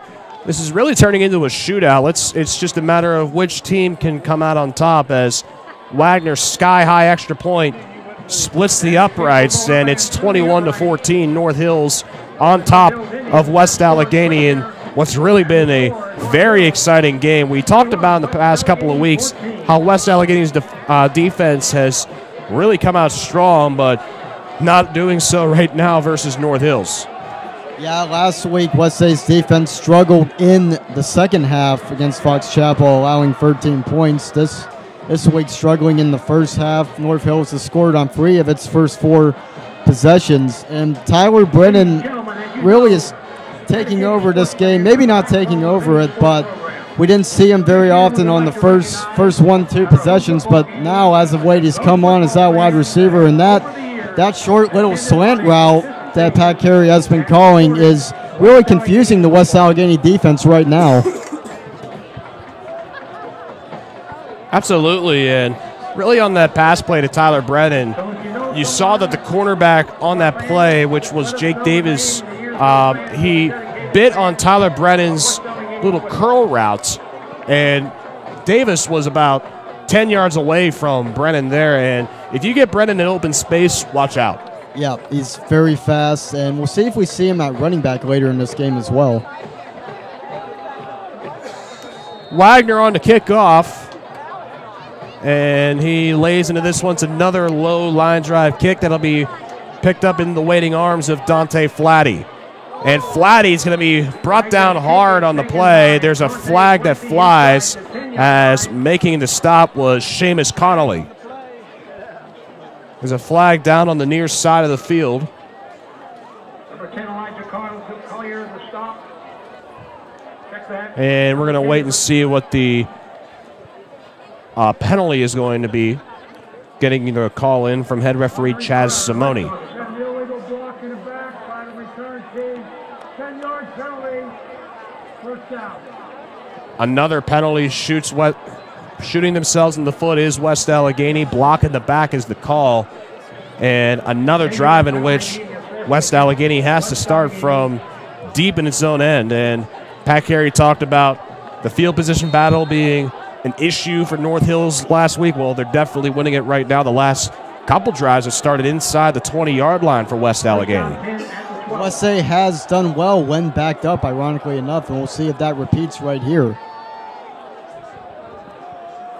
Will Weber throws the pass to Vandania on the screen. He has some room, and he's going to be caught from behind by Damon Thompson, trying to make the juke move on Alex Blatz and Garrett Fuchs, who tried to make the stop, but it's another nice gain for West Allegheny down to the 24-yard line. North Hills is struggling to find an answer right now to Will Weber and Mateo Vandamia. And you'll see offensive coordinator Mark Davis dial up those passes with Will Weber. Weber threw 2 touchdown passes last week. Not really used to seeing it this far back in our own territory, though. But West A known to use those running back passes, and again, good start to the possession. Here comes Weber again in the Wildcat formation, and he's going to get nowhere on this one. And he's brought down by Mike Toten and Damon Thompson. Weber getting slower and slower to get up. He'd suffered an injury earlier on in the game, and he's going to have to come out for a little bit. No gain on the play. It's second down and 10. Ty Gallant will take Weber's place. Correction, Weber is going to come back in as he was getting the play in from Bob Palco and his staff. Second down and 10 now for West Allegheny. Will Weber has seen most of the action here tonight. And we're going to get a whistle before the play can start, and it's a timeout taken by West Allegheny. Bob Palco, one of the most legendary coaches in the entire WPIAL, 23 seasons here at West Allegheny. He was formerly the head coach at Seton LaSalle before he got to West Allegheny in 1995. Also was a coach over at IUP in his very early coaching days. He was a graduate of West Allegheny here in 1978. Actually played quarterback for the Montana Tech Ore Diggers, which is something that not a lot of people talk about, but Bob Palco was a quarterback here at West Allegheny and in college as well. And his son Tyler Palco, maybe the best player in West Allegheny history. Palco led West Allegheny to its only state championship win. That was back in 2001 with a 28-13 victory over Strathaven. Tyler Palco went on to play quarterback at Pitt, graduating in 2006. But Palco, needless to say, a legend here and one of the best coaches in the Whippeal. He's in the ranks of the George Novaks, the Jim Renders, the Jack McCurrys as former North Hills coach before he retired in 2012. And we're going to resume action, second down and 10. Weber going to pass, and he's going to tuck it and run down to the right-hand side. He's got some space, and he runs over Tyler Brennan, but he steps out of bounds on the play, and we're going to get a late flag thrown as Garrett Fuchs was charging in on Weber. May have been called for a late hit. We're going to see what the call is. Yeah, North Hills has played an excellent football game thus far, but as you've alluded to before, they have to limit those penalties. Had a lot of penalties last week against Upper St. Clair, and to beat a team as good as Upper St. Clair or West Allegheny, you have to limit those mistakes, and that is a mistake from Garrett Fuchs right there. After the play, we have personal foul late hit on the defense, 15 yards of the catch. So it is a late hit on Garrett Fuchs, the cornerback coming in for North Hills. First down, West Allegheny. And West Allegheny is going to be set up with a 1st and 10. after North Hills will take a timeout. The ball's going to be placed at about the 41-yard line.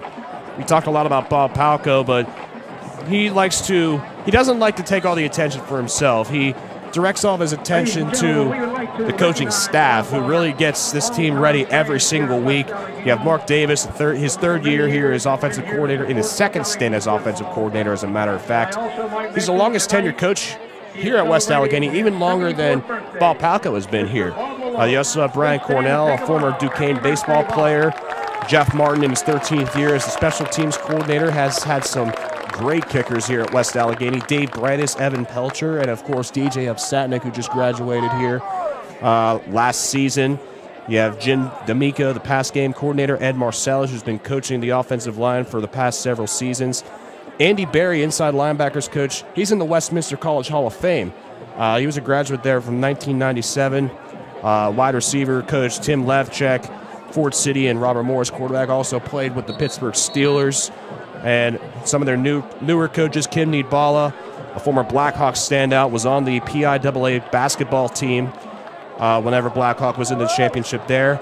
And just recently they added Mark Capuano, former legendary Moon head football coach, and was the defensive coordinator for Central Valley the year that it had Jordan Whitehead, my senior year in 2014, when Central Valley defeated West Allegheny in the Whitfield championship game. But now we're back to live action. It's 1st and 10 from the 41.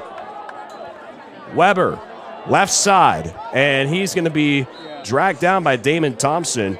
Thompson's had an impressive game thus far. He's only a sophomore, and if he continues to play like this, he's got a bright future here at North Hills. Yeah, absolutely. Coach Pat Carey is very high on the senior class and the leadership that the senior class provides. But they have some talented younger players as well. Tyler Brennan, a junior, he'll be back next season.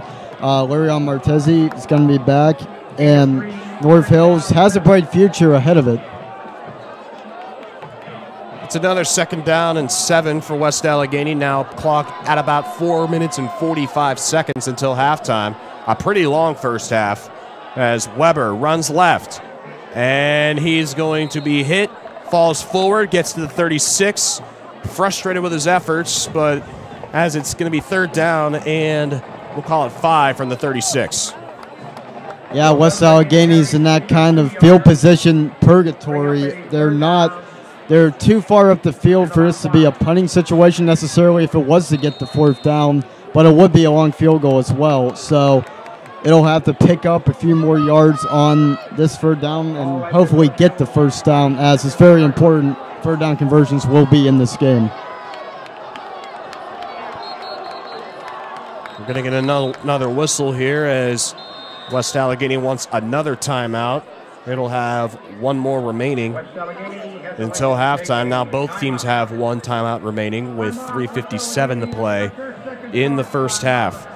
Talking about North Hills now, head coach Pat Carey. He was a 1988 graduate of North Hills. He won the WPIAL championship in his sophomore and senior year at North Hills, and he was that was when Jack McCurry was the head coach here. He was the defensive coordinator for McCurry from 1998 until McCurry's retirement in 2012.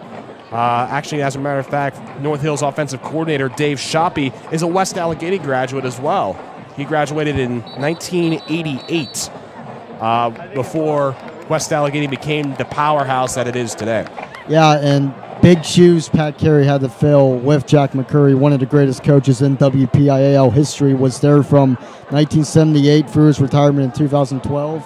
Final win-loss record, 281 wins, 109 losses, and 5 ties with, get this, 98 shutouts over that time span. Very impressive. 4-time Whitfield champion, as well as the 1987 season in which North Hills was ranked #1 in the country by USA Today. You talk about a West Allegheny being a defensive team. 98 shutouts, that's pretty impressive. Weber will throw the screen. Here comes Isaiah Crow, and he will be tripped up by Melvin Blanks, crossing the 35-yard line. And once again, it's decision time for West Allegheny. Yeah, West Allegheny faced with that decision. As I said before, they're too far up the field for this to be a punting down, but it would also be a long field goal for an inexperienced varsity kicker in Colby Stout. And it looks like they're going to be back at it, going for it on 4th down again. And let's see if they can convert, which they were not able to do a few possessions ago. Divin now will come in at quarterback. You can almost expect a possible pass right now. And Divin will throw, and it's tipped at the line of scrimmage. North Hills will take over on downs, 1st and 10 from the 35-yard line. Yeah, another situation where it's 4th and medium, and Jamie Divin throws that pass a little too quick, ends up getting tipped by, I believe that was number 10, Alex Glatz. But a huge stop for North Hills, and with 3 minutes, 8 seconds to go in the first half, this could well be its last chance to get some insurance against West Allegheny and possibly enter the locker room up by 2 touchdowns, which I don't think any of us expected coming into this game.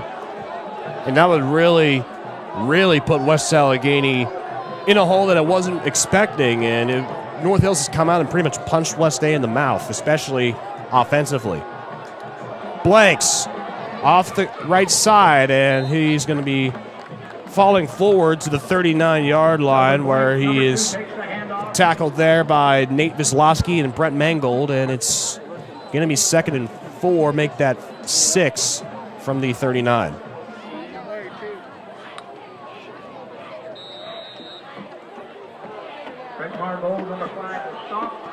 Here comes the North Hills offense again. Will Hurt, the quarterback.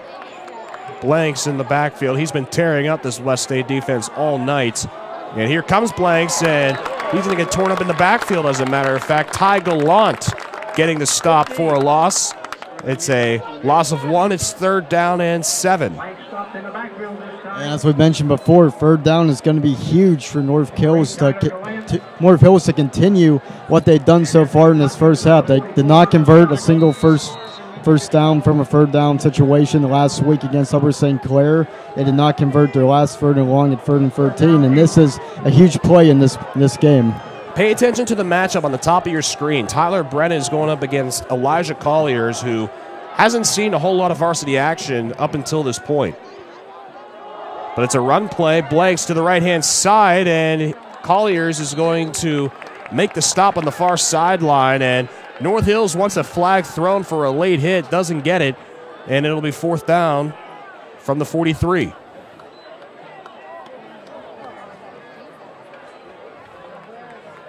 Unexpected play called there at 3rd and 8. You'd think it would be a passing down, possibly, as you said, going at Elijah Colliers with Tyler Brennan on that side, but it's 4th and short for North Hills. Again, not able to convert that 3rd down situation, and now West Allegheny will get the ball a little under 2 minutes left, and they have to move the ball fast to get that momentum back going into the locker room. The punt unit is out on the field. North Hills, they have run fakes before, and they're going to talk things over again, and that's their final timeout with 1 minute and 42 seconds remaining until halftime. Make sure you stay tuned at halftime whenever the West Allegheny and North Hills marching prides will take center stage for the halftime show. Immediately following that, we're going to provide coverage of the second half of this exciting football game here at Joe P. DiMicala Stadium. West A and North Hills are in a seesaw battle. North Hills has gotten the better hand of it as of right now, but West Allegheny, they are a second-half team. They didn't prove it last week, but they were up by 27 points, and this is a much different situation where they're trailing to North Hills in a game that not a lot of us were expecting North Hills to come out and dominate as much as it has. Yeah, and I talked about in my free keys prior to the game, whatever West Allegheny does in the second half is going to be crucial regardless of what the score is. And now they're in this offensive battle, which you can't think of very many situations aside from maybe against Woodland Hills in 2014, but West Allegheny, 1:42 to go before halftime. Wagner's punt, it's a good one, taken by Ledford at the 21. Ledford weaves his way through traffic, and he's tag teamed there by John Hodnick and Alex Glatz. Some extracurriculars going on after the play. And Glatz and Ledford are slow to get up. And it doesn't look good for Ledford. He's clutching at his hamstring right now on the far end of the field. Noah Ledford, a senior, started last season primarily at defensive back and at safety. They were really excited about him. He could be pretty like how Nick Cadlesic was last season, that undersized, tough, pound-for-pound, hard-hitting safety that West Allegheny loves. You've seen that in numerous years in the past. You had Colin Cunningham. You had Tyler Amador. Nick Cadlesic, who graduated last season, who's now at Case Western Reserve. And now this year with Noah Ledford.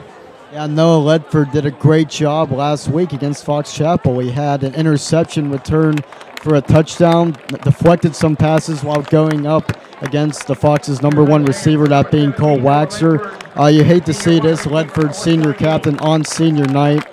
He's walking somewhat under his own power, but with a bit of a limp. But Ledford was set to be a huge part of this West Allegheny secondary, and losing him for any amount of time, especially with the earlier injury to Logan Rossai at the front of the defense, would be a big blow to West Allegheny. Does appear that he'll be okay. Hope it's nothing too serious. I can't imagine Ledford's going to play the remainder of the first half. There's a minute and 30 to go. And now here comes the 2-minute drill. Jamie Diven out at quarterback. He's had some real nice throws, and he's also had a few gaffes here and there. But this is going to be a run play. Ty Golan up the middle. And he gets down to the 37-yard line. Coming up at the end of the first half, the marching pride for West Allegheny and North Hills, as I mentioned earlier. Be sure to stick around for that. The 20-minute halftime show for North Hills and West Allegheny. The North Hills tribe will go first, West Allegheny following thereafter. And it's 2nd down and 7. 1 minute to go. This is a huge drive for West Allegheny as it's trying to get some momentum heading into halftime. Diven looks to pass. It's a slip screen. Will Weber, he's got some blockers. And he's going to be tackled hard by Alex Glatz, pretty much clotheslining him. And Weber looks like he's going to be good to go down to the 40-yard line. It looked like a hard tackle. West Allegheny wanted some sort of penalty, but it was a clean hit by Alex Glatz. Yeah, and that could have been a penalty, and North Hills has to be careful with those penalties, as we mentioned earlier. And this West Allegheny team, not really a team that's built to score fast, and as time's clicking down, they might just run this last play and go into the locker room and make those adjustments as they're down by a touchdown. They're going to hurry up. There's 3 seconds left, 2 seconds, 1, and Diven just barely gets it off. Correction, that's the first half clock that will run out on West Allegheny, just barely. And a really surprising turn of events. North Hills had dominated the better half of the first 2 quarters against West Allegheny, and it leads 21-14 over West Allegheny. Yeah, coming into this game, we knew that West Allegheny's defense, particularly its run defense, was a question mark. They allowed 170 yards rushing to Fox Chapel last week, and it's getting tougher this week with the loss of Logan Rossai. But I don't think we expected North Hills, particularly Melvin Blanks and Tyler Brennan, to have this much success against West Allegheny's defense. A very surprising start, and we'll see if North Hills can continue this into the second half. Really couldn't ask for much more from North Hills. We'll be back here on the West Allegheny Sports Network. Stay tuned for the halftime show.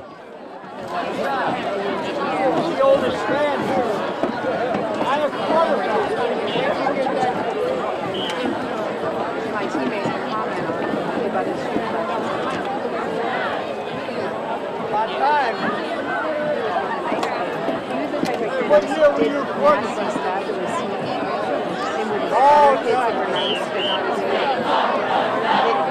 Good evening, ladies and gentlemen. Presenting the band of pride, tradition, and excellence, the award-winning North Hills High School Marching Band, led on the field by drum major Shane Riley. Pretty good size, huh?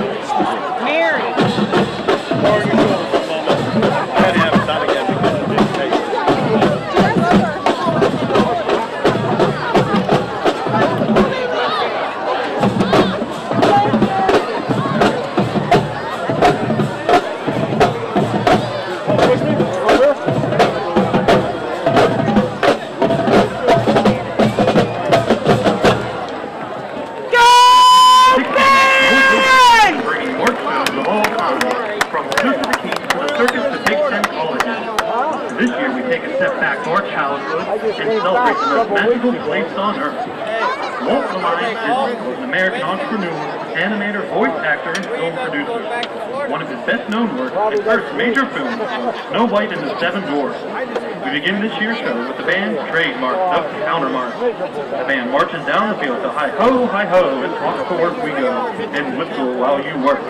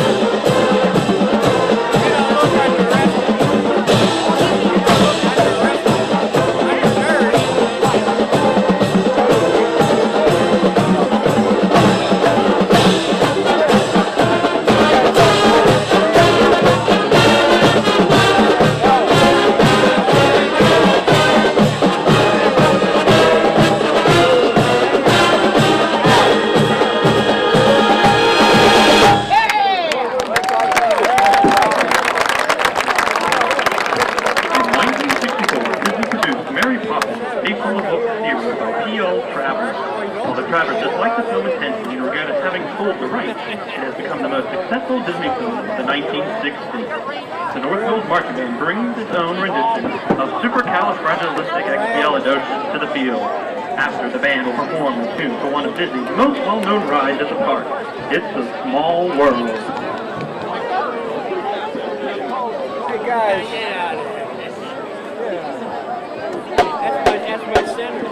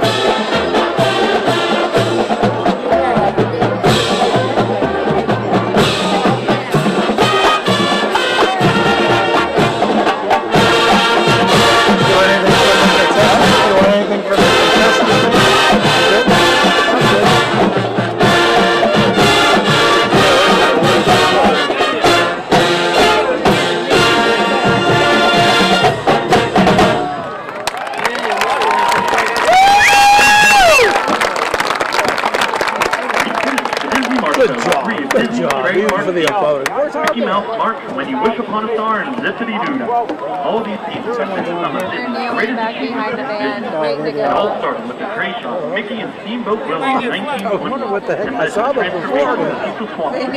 Disappearing at magical places on earth. As we end our magical journey, we all are reminded that it makes no difference who you are. Anything your heart desires will come to you. They're about this big compared to low tide, high tide. They're actually pretty big this year. We got copies of this coming in there.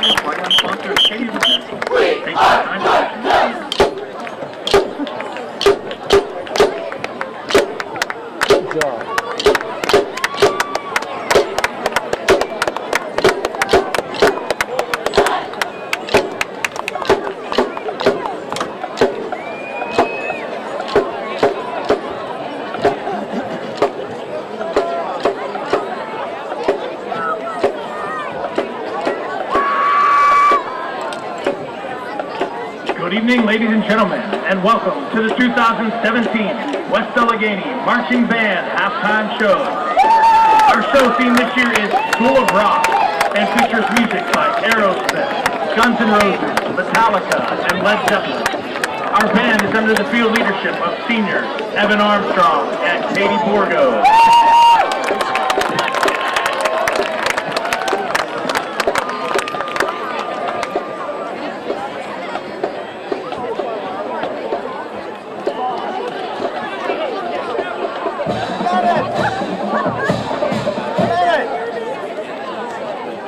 Our opening number was written by Steven Tyler and was debuted in 1973. We will feature horn soloist Abby Leslie as we perform Aerosmith's Dream On. Ladies and gentlemen, sit back, relax, and enjoy our show, School of Rock.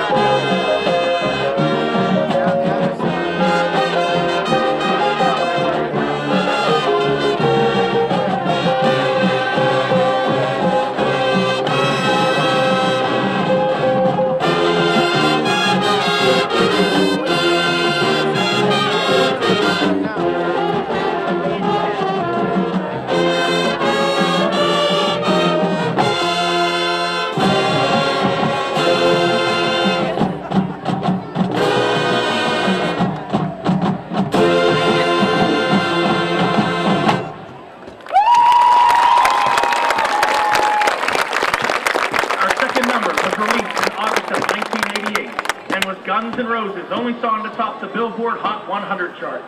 Now we will perform Sweet Child of Mine, featuring trumpet soloist Michael Cosmic.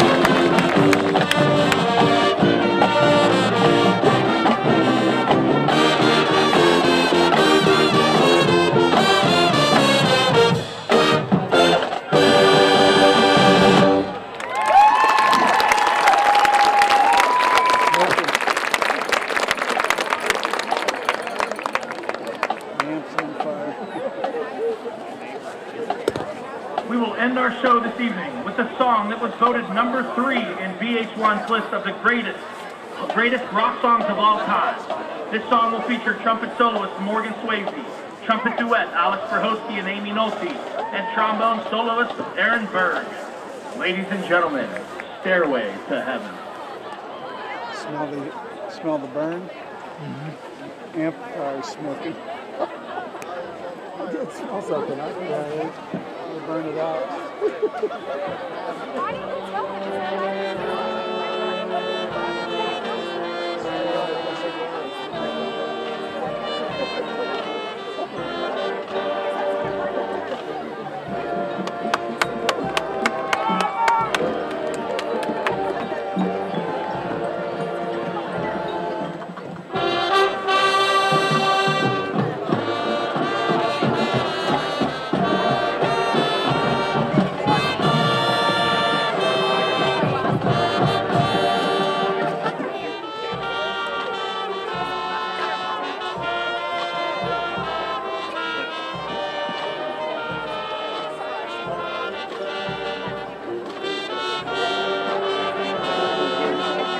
Stairway to Heaven without no bass or no...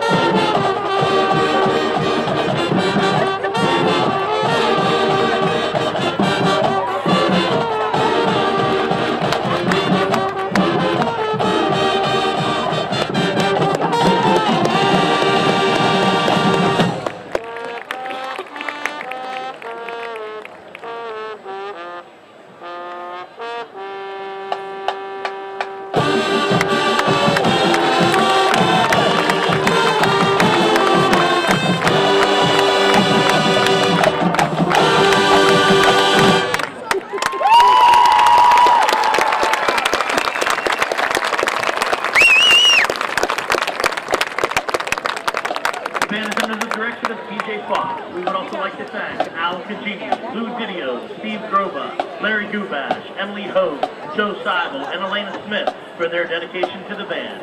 Enjoy the second half of the game.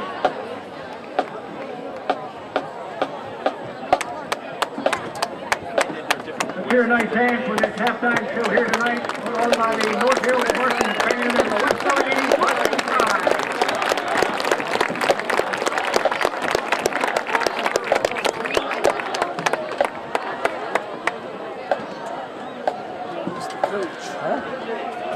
The coach just went out there.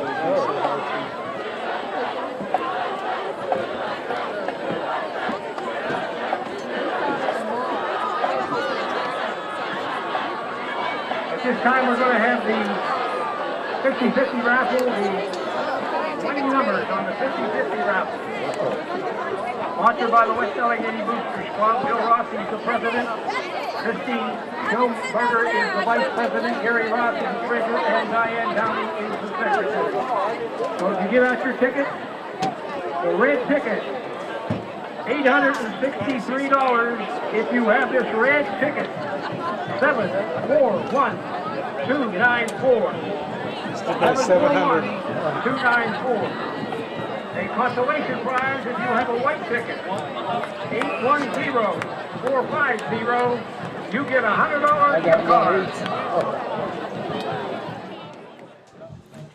We're back at Joe P. DeMcCullough Stadium. We're at halftime of this very exciting game between the West Allegheny Indians and the visiting North Hills Indians. And I call the Battle of the Tribes. And really, this has been a seesaw matchup, which is what we were expecting. But what we weren't expecting is North Hills to dominate as much as it has, especially offensively.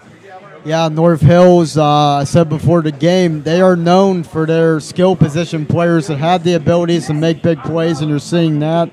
Melvin Blanks running around, Tyler Brennan running around too. Brennan with a 70-yard touchdown reception that gave North Hills a 21-14 lead. And you got to give North Hills credit. They came here as the underdog after a tough loss last week. They, like the game against Upper St. Clair last week in week 1, they scored first, but unlike last week, they have been able to follow up that first scoring drive with a solid rest of the first half, and we'll just see what they have to do to ensure that they play well in the second half and continue to take it to this West Allegheny team. Taking a look at the scoring recap, there's been two ties, 3 lead changes, all in favor of North Hills. The scoring got started early on in the first quarter at about the 3:20 mark of quarter number 1. A Cam Taylor 27-yard run off the left-hand side made it 7-0. Later on, West Allegheny would go on a very long drive, going about 80 or so yards, and Dante Flatty capped it off with a 1-yard run. That was done. The drive was done mostly by Will Weber. He did most of the heavy lifting, and Flatty capping it off there with the 1-yard touchdown run made it 7-7. On the ensuing drive, North Hills would strike again. Melvin Blanks, 45-yard run. Get used to hearing that name because Melvin Blanks has been a force for this North Hills rushing attack. And then later on in the second quarter, Will Weber would respond again. 11 yards out, 14-14 was the score. And then the next play, Will Hurt to Tyler Brennan, 70 yards. Tyler Brennan outracing the entire West Allegheny secondary, and putting the score at where we stand right now, 21-14 is the score at halftime. North Hills on top of West Allegheny. Taking a look at the road ahead for West Allegheny, it has, I don't want to say easier weeks, but teams that aren't as formidable as North Hills. Is next week, it has next door neighbor Chartiers Valley over in Bridgeville, Pennsylvania. We'll have the coverage of that game next week, 7 o'clock start, and you can watch that game right here on the West Allegheny Sports Network. Following that, a return home for the West Allegheny Indians hosting the Baldwin Highlanders. A very young Baldwin Highlander squad comes to town and then the next game, a non-conference game versus the Kiski Cavaliers, a team in which has struggled mightily offensively, but defensively they've been really, really good. So that'll be an intriguing matchup there. For North Hills, the road ahead for them looks like this. Next week they have a road game at Fox Chapel, and depending on the outcome of this game, that game is going to be huge in terms of playoff positioning, assuming that North Hills or Fox Chapel will qualify for that one of those playoff spots. Following that, a home game versus the Moon Tigers, a Moon Tiger team that is getting considerably better as we speak, even though they are getting shellacked right now by the Upper St. Clair Panthers. The score in that game is 34-0. And finally, in Week 5, the North Hills Indians will travel to Baldwin and take on, as I said before, a very young Highlander squad. Yeah, next week's game, regardless of what happens in this contest, will be huge for North Hills as they travel to Fox Chapel. Fox Chapel, who West Allegheny defeated 41-20 last week. We saw a lot of what Fox Chapel could do last week, especially in the second half. Nick Gizzo, very talented quarterback, can throw the ball and run the ball well. One of the better players really in this Allegheny 9 conference. Micah Morris, a big bruising running back. Didn't do a whole lot against the Indians last week, but he'll be a force for that Fox Chapel offense. Cole Waxer, a solid wide receiver. So North Hills, regardless of what they do here, next week's game is huge for the North Hills Indians. And about the West Allegheny Indians, one thing I'd like to point out is last season it was also a competitive game against North Hills in the regular season. That was over at North Hills. The Indians fell behind 16-3, came back, ended up winning 24-16. Really what I view as the turning point in last season's WPIAL Championship squad. And whatever happens in the second half of this game, the first half was so eventful that I think it could end up being, in the long run, a turning point for West Allegheny. And West A right now is really learning a lot about what they made of fast here in the second week of the season. North Hills won the opening coin toss, and they selected to, they deferred, I should say, to begin the game. So North Hills will receive, and that's a huge note considering that this offense has been rolling. If North Hills can go down the field and score on this drive, it's going to be really tough for West Allegheny to come from behind. It has been done before, but it's going to be very, very substantial for them. Yeah, West Allegheny, I don't want to say its backs are against the wall, but you know, Brian Cornell likely gave them a bit of a talking to in that locker room, and his defense has to be tested right away with North Hills receiving. And West A has to respond. They have to shut North Hills down here and get the ball back to Jamie Diven in that offense to try and tie this thing up. And if you're the defense, you're just trying to give the offense as much time as possible. I saw as the team was migrating over the sideline, Brian Cornell brought his entire defense really aside and told him the game plan. Cornell knows that this is a huge possession coming up for West Allegheny, but Melvin Blanks is going to take the opening kickoff and nearly breaks it before he is going to be tripped up on the far sideline at the 30-yard line. That's where North Hills starts, 1st and 10 from there. Yeah, good return from Melvin Blanks. Decent starting field position for North Hills, and West Allegheny has to limit North Hills because they're known to make big plays, and the further you are down the field, the more those big plays could hurt. Here comes the West Allegheny defense. A huge drive coming up for them as North Hills offense dominating the first half, racking up tons of yards against a pretty good West Allegheny defensive front. And here's Melvin Blanks, and he gets nowhere on that first play as he is brought down by Nate Vislowski right at the line of scrimmage. Those are the plays that West A has to make. If they can limit North Hills going on those long runs that they went on so often in the first half, they'll have a good chance to come back in the second half. So that's a good start for Brian Cornell's defense, and they just have to continue it. Here's a 2nd and 9 opportunity for North Hills. Gillespie goes in motion from right to left. And here's Blanks off the left side. He's hit hard on the sideline.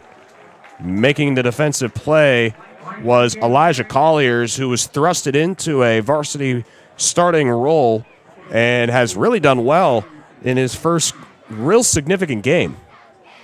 Yeah, Elijah Colliers, as with most of West Allegheny's roster, I don't want to say inexperienced because all these players have experience, whether it be varsity or JV. But he's being thrown into the fire here early, and as you said, he has done a nice job for that secondary. It's now 3rd down and 7, ball at the 33-yard line. As Will Hurt takes the direct snap, rolls to the right, throws, and it is caught by a diving Tyler Brennan on the near sideline. And that'll move the chains yet again. A nice diving catch by the junior standout at wide receiver, giving North Hills another first down at the 41-yard line. Huge 3rd down conversion for North Hills. They struggled with 3rd down last week against Upper St. Clair. Struggled a little tonight as well, but that 3rd down conversion is huge, and they still have a chance to move the ball down this field. Here comes Will Hurt in at quarterback. He hands off to Melvin Blanks. Gets a nice block from Hodnick, but Vislowski able to shed that just in time, making the stop at the line of scrimmage. And it's 2nd down.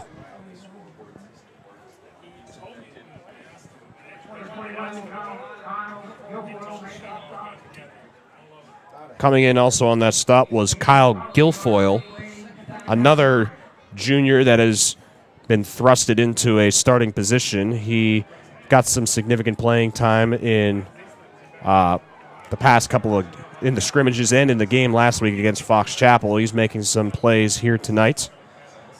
2nd down and 9. And here comes the jet sweep to Tyler Brennan. They did some damage with this to West Day last year. They're going to do some again. Tyler Brennan weaves his way through traffic, dives forward to the line of scrimmage, or the first down marker, I should say. And it's going to be a first down for North Hills. What a nifty little run by Tyler Brennan. Yeah, and poor tackling from the West Allegheny defense. Had multiple opportunities to wrap Brennan up there, but credit to Brennan using that shiftiness to get away, running for another first down, and we're seeing his ability to run the football as well as make those catches. Last week we saw a lot of Wildcat coming out of North Hills. This week it's a lot of shotgun snaps to the quarterback, so North Hills able to adapt depending on what defense it sees. But we're going to get a whistle here, and it's going to be a timeout called by North Hills.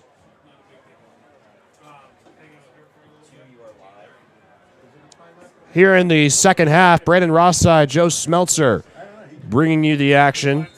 And it was not a timeout. The clock was stopped momentarily. Not sure why that was. There was no timeout signaled officially. And now there is, and we got some confusion going on. The head referee signaled to stop the play, initially pointed to North Hills, and now is pointing back to West Allegheny as if they called a timeout. North Hills went back to the huddle to discuss what was going on, and now we've got a kerfuffled information right now. Reset the what? Did you say reset the clock or the play clock? So the play clock had to be reset, which caused all the confusion, and now we're back to live action. It's 1st and 10 from the 49-yard line. Handoff to Blanks. Has a nice hole off right tackle from Larion Mertezi. And Blanks gets down to about the 46-yard line. Make that the 44. It's a nice 5-yard pickup by North Hills. Yeah, North Hills having success running the ball largely because of Larion Martezi and that offensive line, but also because of that north-south style, running sideline to sideline. Blanks does a good job getting to the near sideline as he did earlier for a much longer run. And Blanks still has fresh legs running the ball in the second half, and West Allegheny just has to prevent those runs. 2nd down and 5, ball at the 44. And Will Hurt, low snap, has to retreat. He's sacked by Will Weber. The West Allegheny defense coming up clutch with the sack by the Division I bound Will Weber. And North Hills is backed up to the 46-yard line. It's 3rd and 15. Yeah, it's the second time West Allegheny has sacked Will Hurt tonight. Good job by Will Weber. Poor snap there by North Hills center Matt McCartan, and North Hills again in that 3rd and long situation. Had a 3rd and 13 earlier. They cannot convert now. 3rd and 15. 3rd down is a key part in any offense's football game, and North Hills converted a 3rd down earlier this drive, and they'll have to do it again to continue this possession. Will Hurt directing traffic, getting Joe Ryan, his tight end, set on the right side, and Hurt rolls out. He's got some wide open lane. He can run if he wants to, and he does. Spins off a tackle, and he is going to be brought down hard by Isaiah Crow. There is a flag down behind the play. Correction, that was Elijah Colliers making the stop. And we're going to have a conclave amongst the officials. Once again, the refereeing crew, head referee Chaz Simone, umpire Tim Bickley, the line judge Danny Pettigrew, head linesman Alan Wisniewski, side judge Joe Katniss, and the field judge is Dave Stonich. A general indication is that the penalty is on North Hills. They're talking to Bob Palco right now as to what the 23-year veteran wants to do. Yeah, North Hills, as well as it's played thus far, cannot shoot itself in the foot. They had several penalties, 14 penalties against Upper St. Clair last week. They've had a few penalties tonight as well, and they're winning this football game, but they won't be for long if they cannot limit that laundry on the field, as I said earlier. Delave gingerly walks back to the sideline. He's getting checked out by the trainers. He is on his own power, but may have gotten his bell rung on the last play. 3rd down and a mile for North Hills. Ball at the 39-yard line. Will Hurt will throw the screen pass. It's a backwards pass to Melvin Blanks. This will count as a rush. Blanks is swallowed up in the backfield by Will Weber and Brent Mangold, amongst others. Alongside them was Logan Scheider coming in and on the play. Correction, that's Isaac Longstreth. Nonetheless, it's 4th down and very long. Yeah, and just what he wanted for West Allegheny's defense. Gets that stop against North Hills. Good job snuffing out that screen pass, which they did so well against Fox Chapel. But now they're getting the ball back, and they have a chance to tie this football game. West Day's defense comes out firing as we expected from a second-half team as Wagner's punt. It's another good one, and it's going to roll down out of bounds at the 15-yard line. What a punt by Wagner. That was a net yard, 52-yard punt from the junior. He's one of the best punters, or kickers, I should say, in all of the WPIAL. And he's showing why tonight. He's done a great job with both his kicking with 3 extra points and punting. As you look at the Allegheny 9 standings, this is a big game. West Day 1-0 at this point, and North Hills 0-1. And North Hills has a chance to tie West Allegheny.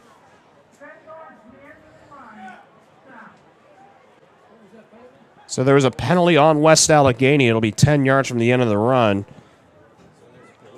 So West Allegheny will get it at the 15-yard line with just a shade over 6 minutes left.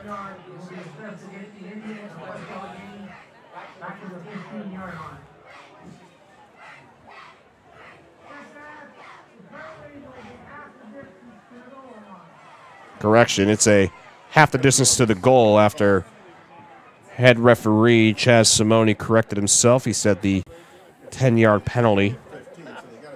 So the ball is going to be placed at about the 7.5-yard line with, again, just a shade over 6 minutes left to go. Some other scores in the Allegheny 9 right now. The Fox Chapel Foxes are leading the Woodland Hills Wolverines 10-7 at the half. Upper St. Clair is dominating Moon, as we said earlier. 34-0 is the score. A little bit of a stunner. The Baldwin Highlanders are beating Hampton 9-7. So after that sequence of events, there is no penalty at all assessed on West Allegheny. So we're back to where we started at the 15-yard line. A puzzling situation there, but nonetheless, West Allegheny will set up shop at the 15. And both of West Allegheny's scoring drives have come from when they were back 85 yards or even more. The first touchdown drive was a 92-yard drive, and the second touchdown drive started at this exact point at their own 15-yard line. So West Allegheny has to move this ball down the field, take up some clock, and try to tie this football game. Will Weber with the direct snap, and he is gobbled up by Mike Toten and Larion Mertezi. And once you get two guys over 300 pounds on you, there's pretty much no hope there. You're basically done. That's about 650 pounds on top of Weber. Good luck getting out of that one. Absolutely. West Allegheny's offensive line, huge challenge this week blocking those two guys. And they're limiting Will Weber so far with that first play on this possession. And Weber needs to break free, or Weber, Dante Flatty, or even Tyler Gallant. They both need to run. All three of them need to run far if West Allegheny wants to score on this possession. 2nd and 9. Weber bounces to the outside. Tyler Brennan comes up from his safety position on the blitz and makes a nice play, undercutting Weber behind the line of scrimmage. Brennan again doing it all. He's shown that he can catch and run the football, but what's striking to me, Brendan, most of all in this football game is Brennan's ability to play defense. It feels like almost every play that North Hills has snuffed out West Allegheny, Brennan has been involved with, and he's showing that he is a complete football player and worthy of the praise from this coaching staff. We spoke about the praise of Mertezi possibly getting some Division I offers based off his size and ability, but don't be surprised if Brennan gets some Division I offers as well. He's definitely got the talent to play at the next level. Divin back to pass. Looking deep. Throws to the sideline. Caught by Will Weber. He threaded the needle, and he succeeded on that play down to the 41-yard line. Weber plucked it out of the sky, out of Brandon Manning's grasp.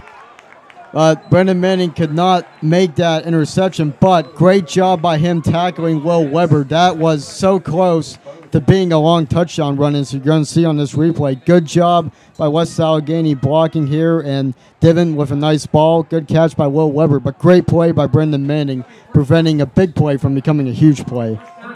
If Delave doesn't get that huge block there on the defensive lineman, then I don't know if that pass would have been as successful as it was, as Flatty spins away from some tackles. There's a flag down. This is going to come back for a hold as he's brought down at the 46-yard line. Ricketts was holding Mertezi.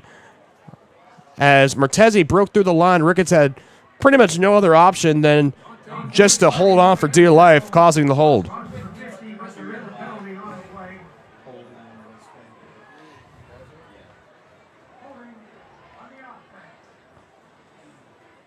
So both teams really shooting themselves in the foot. North Hills has had its fair share of penalties, but so has West Allegheny too. This has been a sloppy football game from both teams.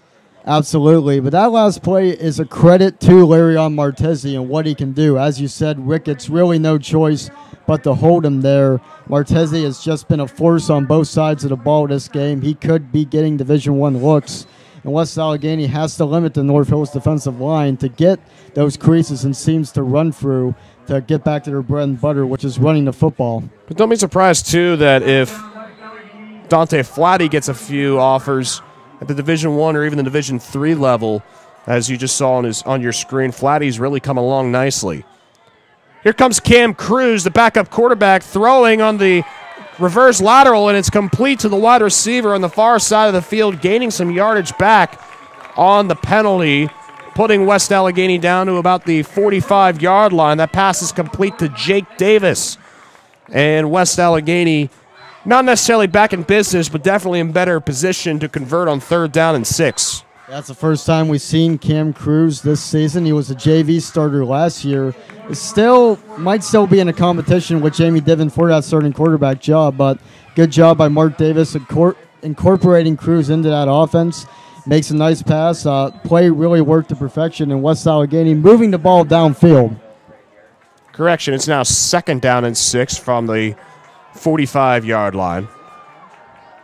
And Weber is back in the Wildcat formation, and he is a threat to throw. Pump fakes, runs up the middle, and he runs right into Mike Toten. A little bit of extracurriculars going on between Toten and Bryce Manley, the right guard. And it doesn't escalate any further. It's 3rd down and 4 from the 47. And Bryce Manley has to be careful there. As you said before, sloppy game from both teams as far as penalties goes. There was not a penalty called on that play.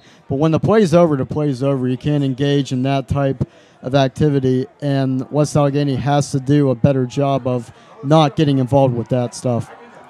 Possible passing situation. It's 3rd and 4. Divin in at quarterback. He's in the shotgun. Weber to his right. He goes in motion. Divin to throw over the middle, and it's swatted down by 6'5" Alex Glatz. And it's 4th down and 4 coming up, and yet again it's decision time, and it looks like, yes, the punting team is going to come out. Yeah, good job by Alex Glatz there. He's batted a few of Jamie Divin's passes down from that inside linebacker position. Divin there probably should have waited a little longer for that play to develop, but he had a quick release. It was a little too quick, and Alex Glatz does his job and makes that play. Here comes Colby Stout on the punt. Keep in mind that Tyler Brennan is back deep to receive, and Brennan has really been killing West Allegheny all around, and it's a fake. Here comes Anthony Delevade, and he sidesteps a tackler, but he's going to get clotheslined by Alex Glatz. Turnover on downs on the fake punt attempt, and Zach Hogue is slow to get up, and he can't move his right arm. And that's Zach Hogue, a big part of West Allegheny's offensive line. Honorable mention all conference last season. But that is another great play by Alex Glatz. He's done a good job in North Hills' front seven of batting down passes, making tackles, and snuffing out that fake punt right there. And Anthony Delvade really had nowhere to go, and that fake punt ends up being a bust and a huge, huge turnover on down for North Hills. North Hills back out on offense. Will Hurt leads the team back out onto the field as Hurt back to pass. Looking for Brennan. Complete. Over the middle, he's brought down by Colliers. Brennan had a nice step there on Colliers on the slant pattern. And it's a 16-yard gain and another first down. Yeah, another one of those slant routes from North Hills. Great pass protection. The Indians haven't gotten a whole lot of pressure on Will Hurt so far tonight, but Hurt makes a good decision, waits just long enough to throw that ball, as you're going to see here. North Hills offensive line doing a great job. Mateo Van Damia limited, and that's a first down, and North Hills is in business. North Hills is moving yet again. Here comes Melvin Blanks this time. Has a huge hole up the middle, exposes it, and gets down to about the 20-yard line. Nice tackle there by Will Weber, and Blanks looks like he's cramping up just a little bit.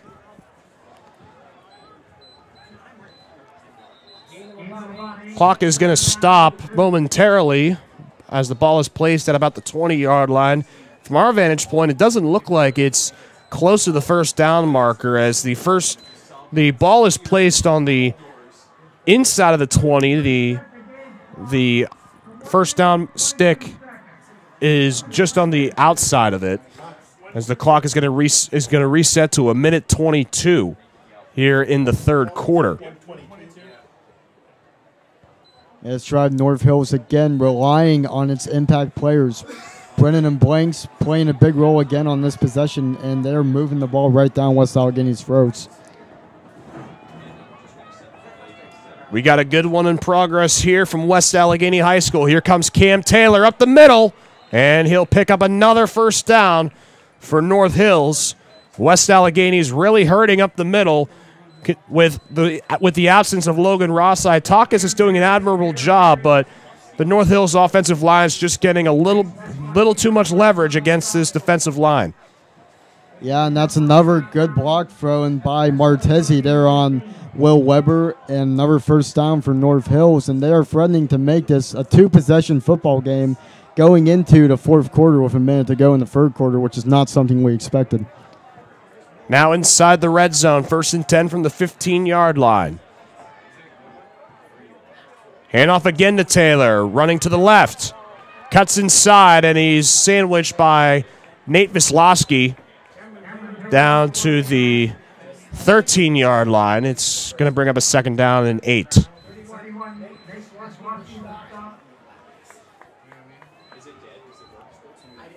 North Hills offense is trundling down the field, and this is going to be the final play of the 3rd quarter. Will Hurt trots back out onto the field, but they're not going to be anywhere nearly in time to get a playoff before the 3rd quarter clock will expire. And the score remains as it did at the half, 21-14. The North Hills Indians are on top of West Allegheny. West Allegheny looking to avoid a bit of a shocker in week 2, but North Hills is dominating the game on both ends of the field. Let's see what West Allegheny can conjure up in the 4th quarter. You're listening to the West Allegheny Sports Network.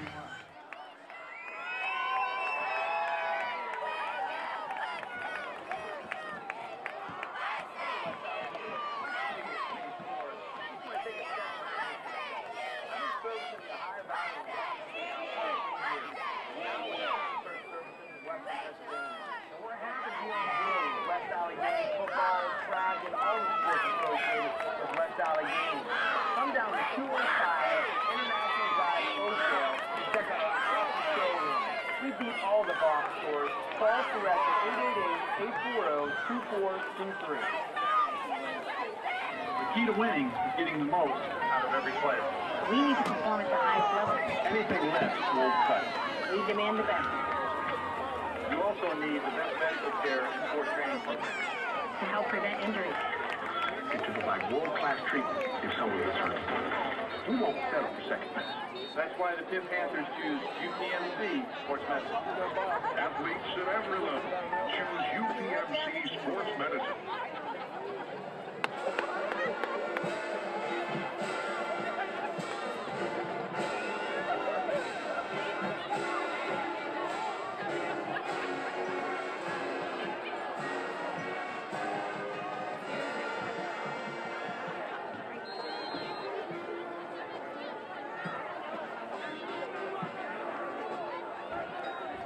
Here we go. The 4th quarter is underway, and North Hills has it 1st and 10, or excuse me, 2nd down and 8 from the 14-yard line. Melvin Blanks up the middle, and he falls his way forward, crossing the 10-yard line as he's tackled by Will Weber at the 9. And it's going to bring up a 3rd down and 4 for North Hills. The North Hills Indians, at least here, are looking to get, if they can't convert the touchdown, they're looking to go up by at least a field goal. And even a 2-score game would be really tough for West State to handle at this point. And they have one of the better kickers in the Whippio as well. 3rd down and 4. Will Hurt in the shotgun, sending Cam Taylor in motion. Blanks, right side, and he falls forward. Is he in? He is down at the 1-yard line.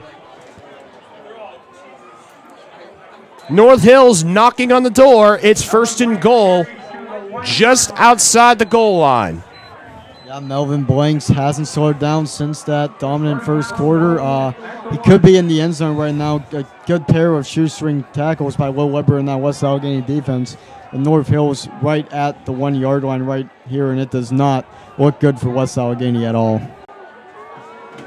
Absolutely, as unless North Hills fumbles, this is almost a guaranteed score. Here comes Melvin Blanks off the right side. There's a flag that flies as he walks into the end zone for the touchdown. We're going to wait and see what the call is. If this is a call against North Hills, that is enormous for West Allegheny, considering that it gives the Indians defense some breathing room. Going from the 1-yard line to the 10 is much more admirable, and it is a holding against North Hills. Yeah, and this has been a recurring theme all night for both teams. Several penalties from each side, as well as North Hills has played. It's not like they haven't had their fair share of mistakes as well. And West Allegheny, it is not out of the woods yet. North Hills with the ball at the 10-yard line, and not to mention a very good field goal kicker as well. So West Allegheny has to make that stop, still has to make a stop, but that is a big break for the West Allegheny Indians. So now it's 1st and goal from the 11-yard line instead of a 2-score lead for North Hills.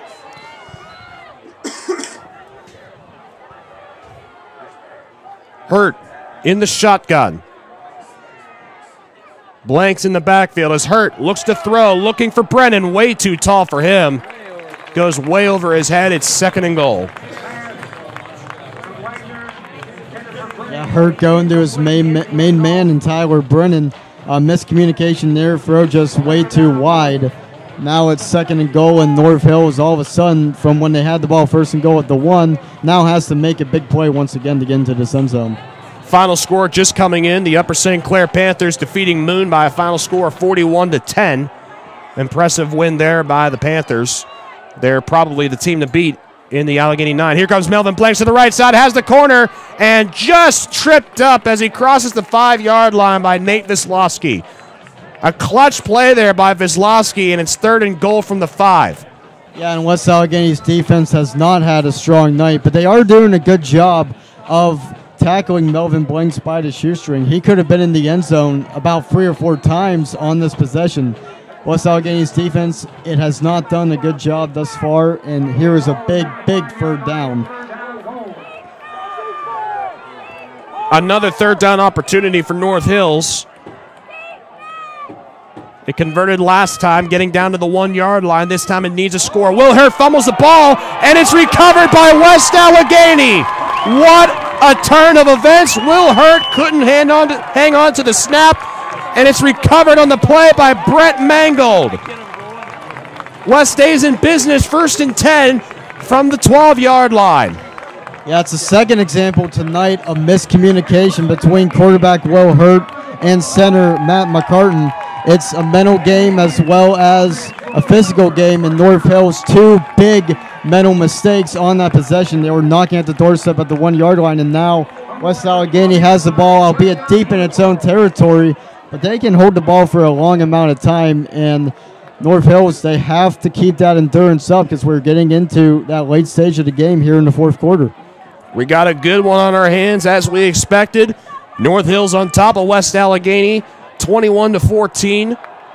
West Allegheny will have to drive 88 yards if it hopes to tie the game with just under 10 minutes to go.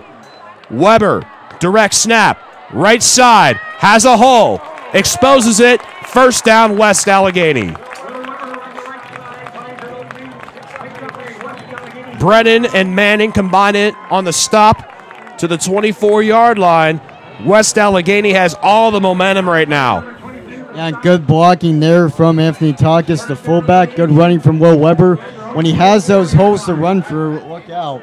And that's a big 1st down run, and West Allegheny not quite in business yet, but they'll look to run the football down the field and chew up some clock to make it hard for North Hills to win this game in regulation. Weber again leads his offense out on the field. He's carried the load for most of the game. He'll throw the pass. Left side, Vandamia on the screen. He's got some space. Makes a move. Falls forward down to the 50-yard line.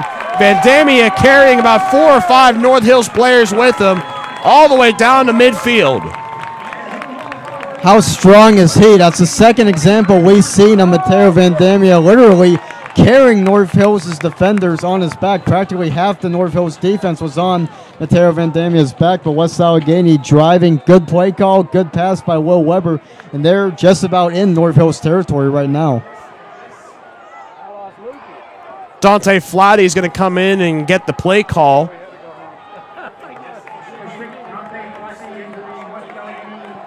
Now down at the 49-yard line.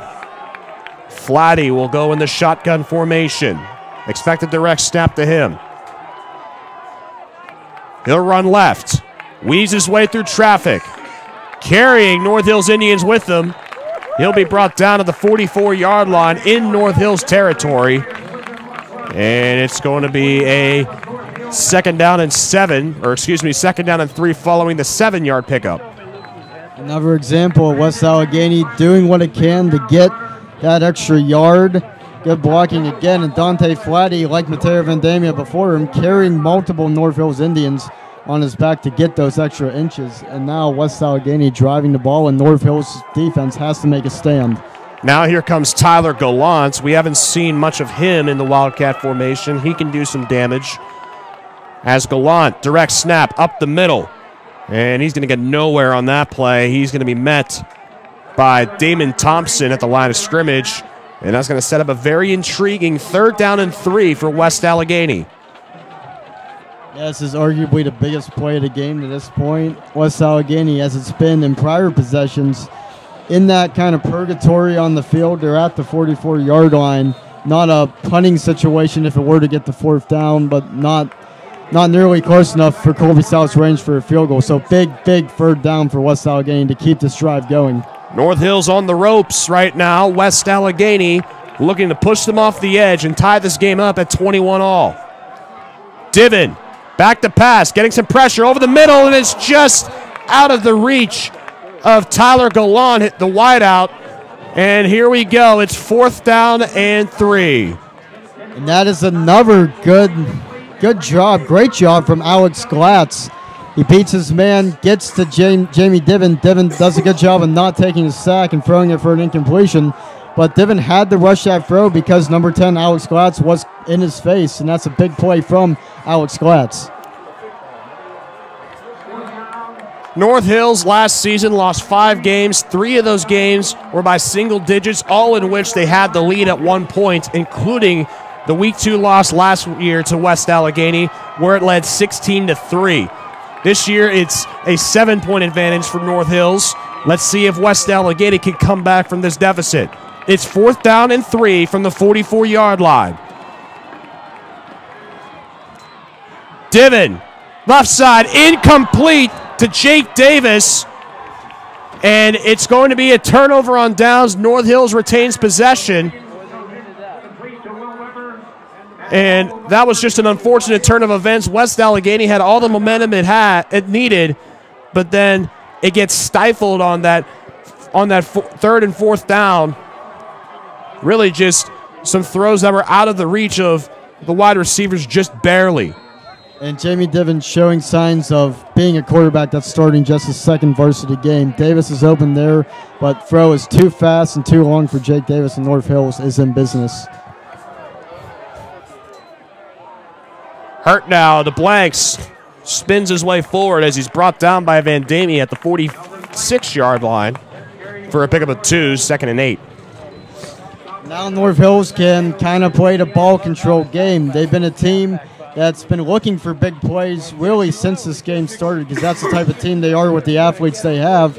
And now it's a situation where still plenty of time, 6 minutes left in the 4th quarter, but the ball is in North Hills' court, and they have an opportunity here to cheer up some clock and make it very difficult for West Allegheny to come back and tie this game. If North Hills offense has moved the ball the way that it has in the first half, it'll be very, very difficult for West Allegheny to get anything going as Cam Taylor splits the defense up the middle, has the 1st down, ball pops out again, and for the 2nd time, it's West Allegheny football.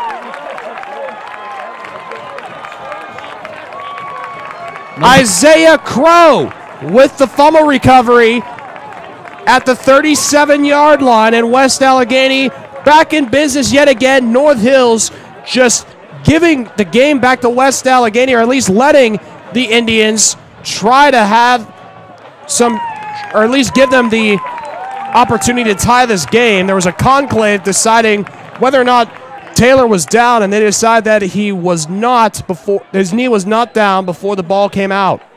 It's those mental mistakes again. Great job by Isaiah Crow to pounce on that football. He was very fired up after that, flexing his muscles. And West Allegheny given new life once again, and unlike last time, let's see if they can take advantage of it. West Allegheny with momentum yet again. Weber with the backwards lateral to Gallant. He'll throw. The pass is incomplete to Colby Stout, but an obvious pass interference call as Blanks draped his arm across Stout, and it's going to be a pass interference call against North Hills, putting West Allegheny at the 47-yard line. And that's a mistake from Melvin Blanks. This trick play, throw from Gallant, looked to be behind Colby Stout, and it was behind Colby Stout, but Melvin Blanks a little too aggressive there, holds Colby Stout, and the wheels are starting to fall off for the North Hills Indians. That play does not get off unless Anthony Takis gets that key block there on Seamus Connolly, who was blitzing on the right-hand side, and could have picked that off from Tyler Gallant's grasp, but Takis threw a key block, allowing Gallant to spring free and try the pass attempt. Takis is having an excellent game on that offensive line.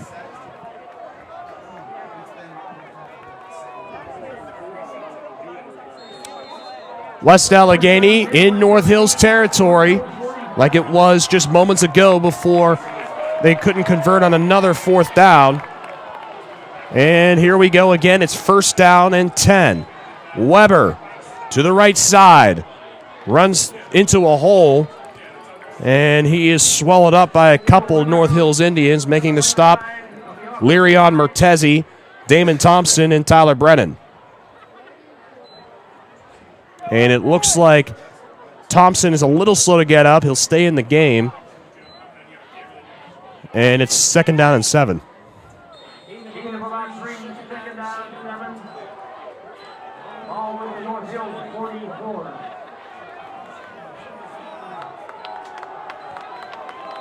West Day's offense back at it again.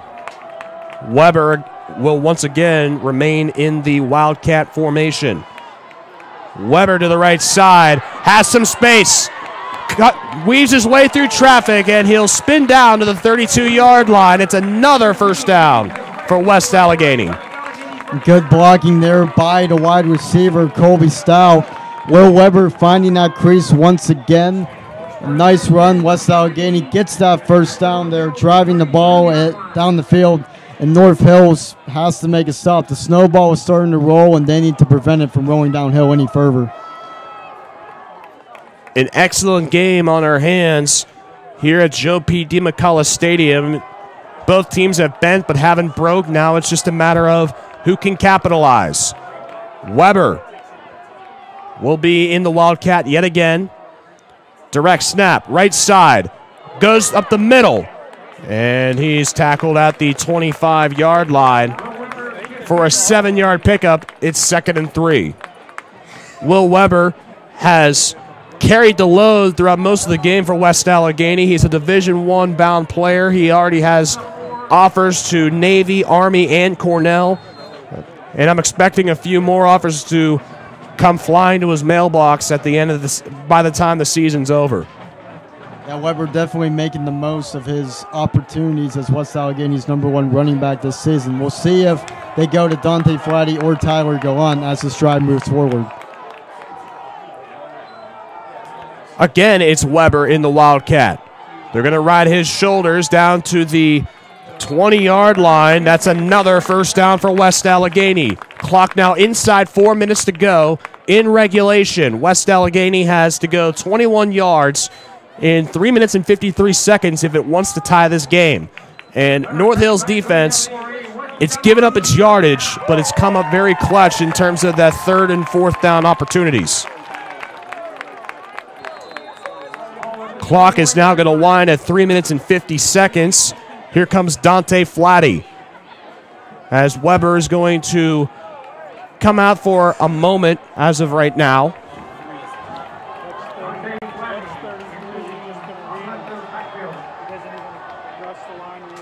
Flatty, direct snap, up the middle. He's got some space to the 10, to the 5, and Dante Flatty is in.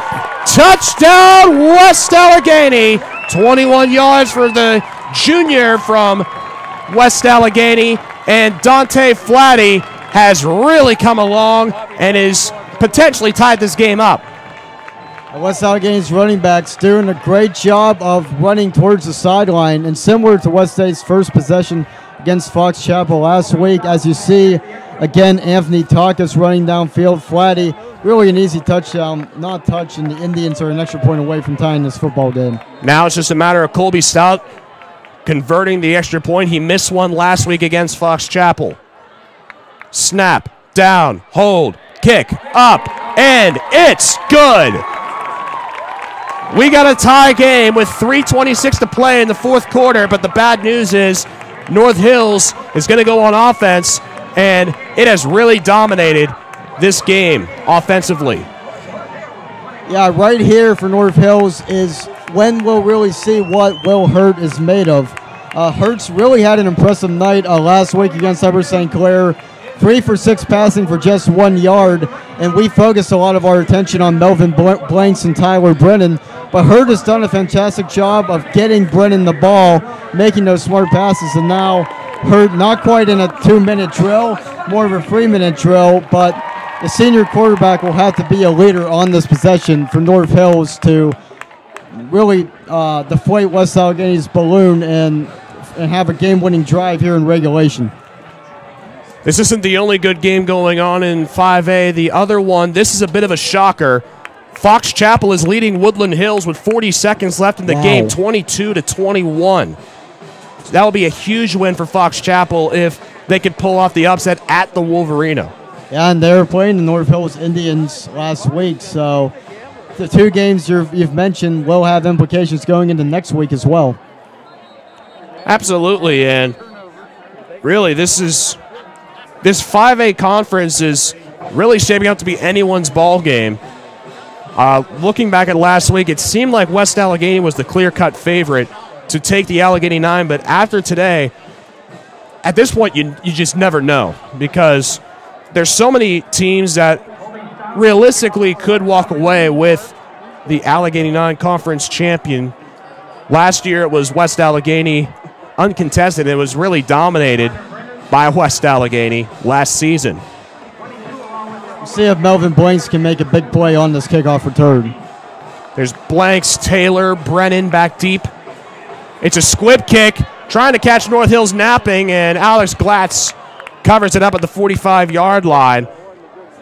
And North Hills has really good starting field position to start its drive, but now it's time to see if this West Allegheny defense can come up with another huge stop or another turnover. North Hills fumbled the ball in its last 2 possessions, both recovered by West Allegheny. Isaiah Crow and Brett Mangle getting those recoveries. And let's see what happens here. That's the thing always with West Allegheny. They always find a way to come back. And let's see if the Indians can come back from certain defeat. Here comes Melvin Blanks up the middle, and he is going to be stopped on the play by Mateo Vandamia at the 47-yard line for a 2-yard pickup. It's 2nd down and 8.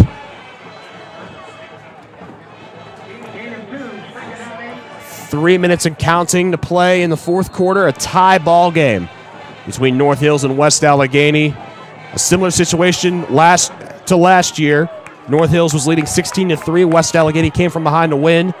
And now North Hills has squandered 3 consecutive leads. West Allegheny's tied up 3 times. And here comes Blanks again. He is undercut there by the combination of Will Weber and Elijah Colliers.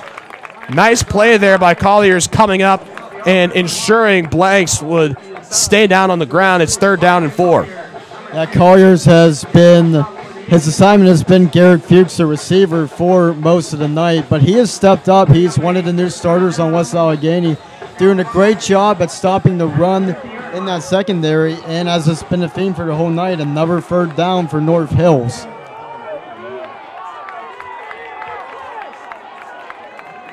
North Hills primarily a running team, isn't afraid to pass the ball every once in a while. And here we go, 3rd down and 4. Here comes a pass play. Will Hurt rolls to the right-hand side. He throws. It's picked off by West Allegheny. Kyle Guilfoyle with the interception. And West Allegheny is back in business at the North Hills 45-yard line. Now under 2 minutes to play in regulation. West Allegheny has 1 minute and 54 to go, 45 yards to win this game in regulation. Yeah, great job by the West Allegheny defense there. Mateo Vandamia among those, getting pressure on Will Hurd, forcing him to throw on the run. He makes that decision, and Kyle Guilfoyle is right there to pick off Will Hurd. But give credit to the West Allegheny defensive line for getting the pressure and making that play possible. Now it's time to see what both teams are made of. North Hills giving the ball to West Allegheny on 3 consecutive turnovers, 2 fumbles, and an interception by Kyle Guilfoyle. Weber to the left side, and he's going to be brought down by Jason Biswick at the 41-yard line. That's a 4-yard pickup, and it's 2nd down and 6 for West Allegheny, and they're rolling right now. And interesting move here. Cam Cruz comes in. He'll play quarterback for West Allegheny. Yeah, Cam Cruz has thrown 1 pass earlier. And West Allegheny, not a team that you'd think would be built for 2-minute drills, more of a running team than a passing team. But Cruz is in right now, and let's see what the young sophomore can do. Now he's split out as a wide receiver. Weber in the Wildcat. And here comes Cam Cruz, a backwards pass to Weber, way over the head of Mike Toten, and Weber has all kinds of room. Down the left sideline, 10 to the 5. He splits the defense, and Weber is in. Touchdown, West Allegheny. A 42-yard double pass. Cam Cruz to Will Weber, 42 yards for 6. However, there is a flag down on the play, and we'll see what the call is.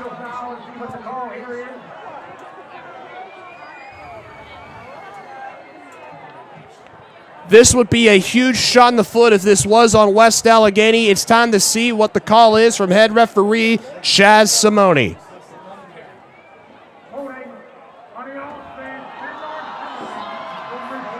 And it's a hold against West Allegheny, negating the huge play from Cam Cruz to Will Weber. And this could be disastrous, at least if West Allegheny wants to win this game in regulation.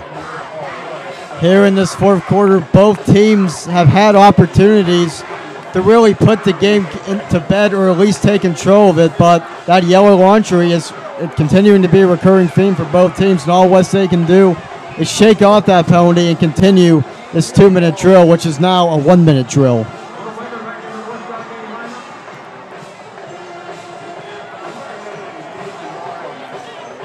So now it's Will Weber coming in for West Allegheny. He'll be in the Wildcat formation. 3 receivers to the right. Weber isn't afraid to throw the ball. We've seen that a couple of times in the past couple of weeks.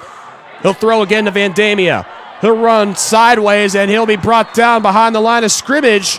Making the stop, Damon Thompson, way back at the 45-yard line, and West State is going backwards. It's 3rd and 10 from the 45. Damon Thompson has had an excellent game, the sophomore at North Hills, not giving Mateo Vandamia any options, and all of a sudden West Allegheny is back with their backs against the wall. As much as we laud Vandamia as being a physical specimen, but one of his biggest Achilles heels is running side to side. He ran horizontally instead of vertically on that play, and it cost them big time. As there's a timeout called on the play by West Allegheny. Keep in mind, in the last 37 seconds, West Allegheny now has 2 timeouts. They just called their first here in regulation. If this game were to go to overtime, both teams would have their timeouts remaining, or at least 1 timeout remaining. And if it were to go to overtime, both teams will start at the 10-yard line, have a 1st and goal from there, and both teams will get a chance to score. If the score is still tied, the process will repeat itself until we have a winner. Yeah, West Allegheny's offense now really without a choice but to pass the football. And you have to wonder who will be the one passing. Will they go with the traditional quarterback formation of Ivor, Jamie Diven, or Cam Cruz? We've seen both of them tonight. Will they try more of those passes out of the Wildcat with Dante Flatty or Will Weber? West Allegheny has a lot of options, but running the football does not appear to be one of them here in these last 40 seconds. Final score in Allegheny 9 football, Fox Chapel defeats Woodland Hills. 22-21 was the final score there. Now we're back here at West Allegheny. It's 3rd down and 10. In at quarterback, Cam Cruz. He'll throw to the right side. It's complete. Out of bounds. Kyle Guilfoyle on the reception. Clock stops at 36 seconds. First down for West Allegheny at the 33-yard line. West Allegheny getting up to the line as soon as it possibly can. Cam Cruz, this is his time to shine for West Allegheny. Tries the hard count. He's going to get the play call in from Jim D'Amico down on the sideline. Cruz, back to pass. Eludes the traffic. Throws to the left side, and it's way over the head of Vandamia. Nowhere close to the 6'1", 230-pound tight end, and it's 2nd and 10. Now West State going for the jugular there. Looked promising at the beginning. Cruz had time to make that long throw, but just far too long for Vandamia to catch. And now it's a 2nd down, and time is running out in regulation. The good news is the score is tied right now at 21 apiece. So West Allegheny, if they don't score here, it's not the end of the world. They won't get the momentum, but they do have a chance to win the game, if not here, then in overtime. Cruz remains in at quarterback. Weber down in motion, goes to the receiver, throws to Vandamia. And Vandamia can't get to the sideline, or excuse me, he does, down to the 30-yard line. 3-yard gain, it's 3rd down and 7, 24 seconds to go.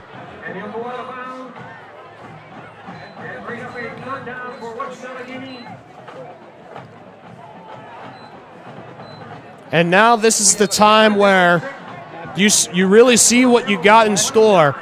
You got two quarterbacks duking it out. Jamie Diven pulled from the game in favor of the sophomore quarterback Cam Cruz.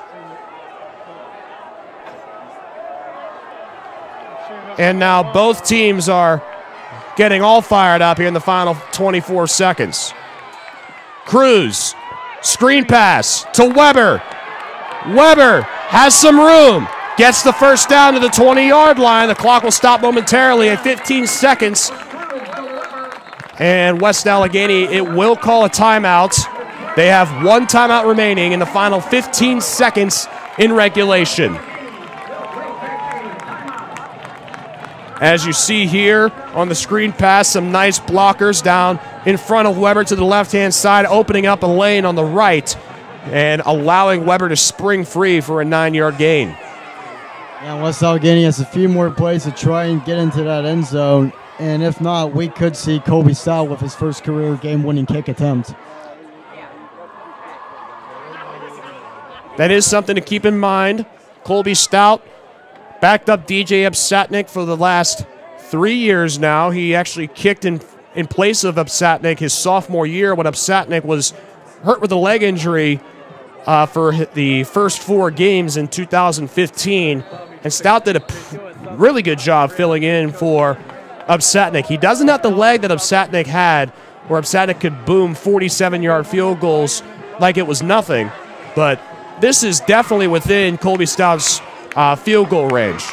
And for a kicker, this is why you play for these pressure situations. He's always wanted to be a kicker, and if he does get this opportunity, this is definitely a moment that he'll have to cherish. But let's see if West Allegheny can get into the end zone. 1st and 10 from the 20. Cruz sends Weber in motion. Looks left the whole way. Pass complete to Vandamia. He'll get out of bounds at the 13-yard line. Clock stopped at 10 seconds left.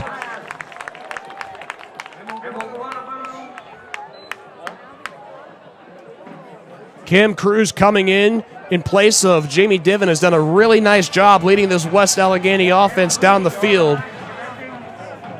And North Hill's defense, they're bending, they're not breaking, but the North Hills train is starting to fall off the tracks. Allegheny with at least one more shot to get in the end zone. At most 3 more shots, and Cam Cruz has to keep rolling. He's the man right now, and let's see what he can do with these last few throws that he has. Second down, 3 to go from the 13-yard line. Cruz on the direct snap, and he gets nowhere. He's brought down by Jeffrey Gillespie, and Bob Palco will take a timeout. 5 seconds showing on the clock, and it looks like the field goal unit is going to come out for West Allegheny. And this is what you live for, West Allegheny with a chance to win it in regulation with a field goal by Colby Stout.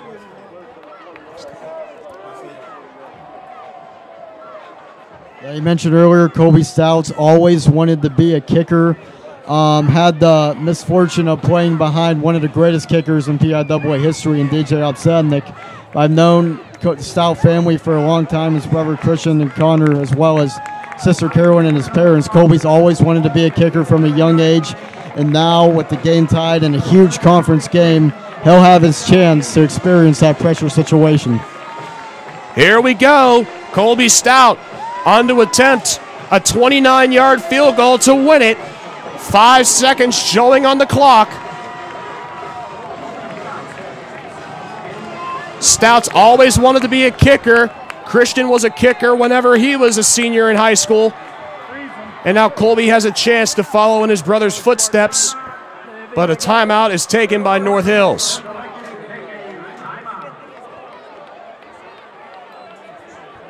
Colby Stout was an instrumental part last season especially in the WPIAL championship game. He had 2 onside kick recoveries in a row to help propel West Allegheny to that dramatic overtime win against McKeesport. 38-37 was the final there.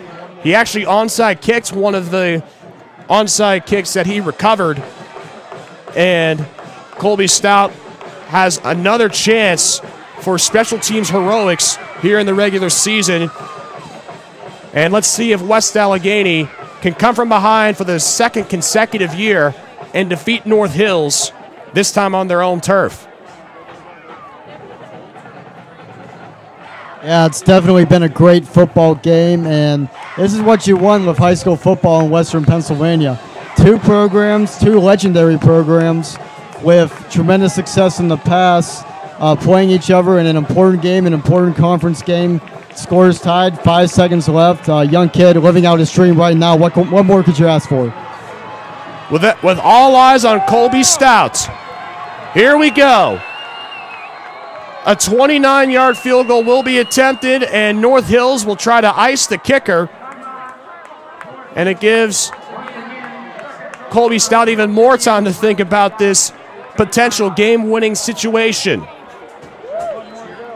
Colby Stout, his family are huge Penn State fans. Christian and Carolyn both attend Penn State. Christian is in the ROTC program there. His younger brother Connor is a soccer to football convert, and Connor is also a kicker as well.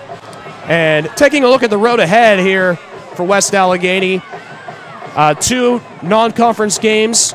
Next week, next-door neighbor Chartiers Valley will be the opponent over in Bridgeville, Pennsylvania. You can listen to that game right here on the West Allegheny Sports Network. The following week, a home game versus the Baldwin Highlanders. And on Friday, September 29th, West Allegheny will travel an hour and a half north to Kiski to take on the Cavaliers. 28-yard field goal coming up for Colby Stout, with 5 seconds left for West Allegheny to win it. Snap. Down, kick is short.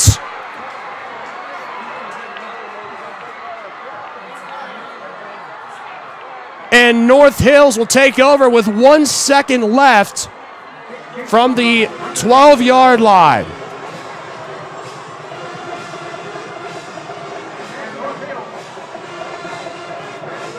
Here you see on the replay, the snap was good, the hold was good. But let's see where Stout kicked the ball. It looked like it might have been tipped there by a charging up man for North Hills, causing the ball to go extremely low and not even getting past the crossbar. So North Hills will have the chance to either take a knee or just throw up a prayer. And it looks like they're going to call a timeout. That's the final timeout of regulation. North Hills has one chance for an 80-yard touchdown in regulation, and you would have to think they're going to go Hail Mary. The road ahead for North Hills, as we mentioned earlier on in the game, next week, the North Hills Indians will travel to Fox Chapel, who came off an impressive win over Woodland Hills. 22-21 was the score at the Wolverina. Week 4 for North Hills. They'll return home and host the Moon Tigers before going on the road again to travel to Baldwin and take on the Highlanders. 1 second left. Here comes the North Hills offense. The West State defense will go and prevent, assuming North Hills would attempt a Hail Mary. And it looks like Will Hurt is going to lead his offense over into victory formation. And we are going to have overtime in week 2 of the WPIAL football season. So West Allegheny had all the chances that it could possibly have in order to win the game following the 21-yard touchdown run by Dante Flatty, but was not able to capitalize. Moving down the field goal was short from 28 yards out by Colby Stout. And now North Hills and West Allegheny are in a battle for supremacy right now, and really an important game for playoff positioning. Even though this is week 2, we're expecting both teams to at least compete for the playoffs, and this will be vital for both teams' cases. Yeah, and last season, I believe, was the North Hills game. Week 2 was the turning point in West Allegheny's season. I think regardless of what ends up happening in this overtime period, this will serve as a turning point one way or the other. West Allegheny is a team that hasn't really played a lot of close games in the past 5 years or so. One exception was the Woodland Hills game back in 2014 when West Allegheny defeated Woodland Hills 42-41 in overtime in what was then a non-conference matchup. But West Allegheny, the first time it's been tested all season, the season's only gone 2 games long, but we weren't expecting West Allegheny, I don't think, to get tested this much. And this is definitely a learning experience for this young football team. There will be a lot to work on regardless. But overall, just a classic football game between 2 big dogs in the WPIAL. And as a fan, and even as a broadcaster, you couldn't really ask for much more. Absolutely. And West Allegheny,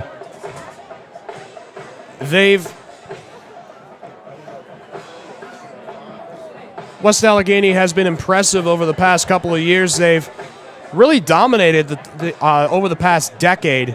They've won 3 WPIAL championships. They've been to 4, and West Allegheny, they're a contender to go to the championship every year. This year is no exception. Obviously, in the preseason, they were the heavy favorites before transfers and people not coming out and graduation hurt the team substantially. And here we go with the coin toss.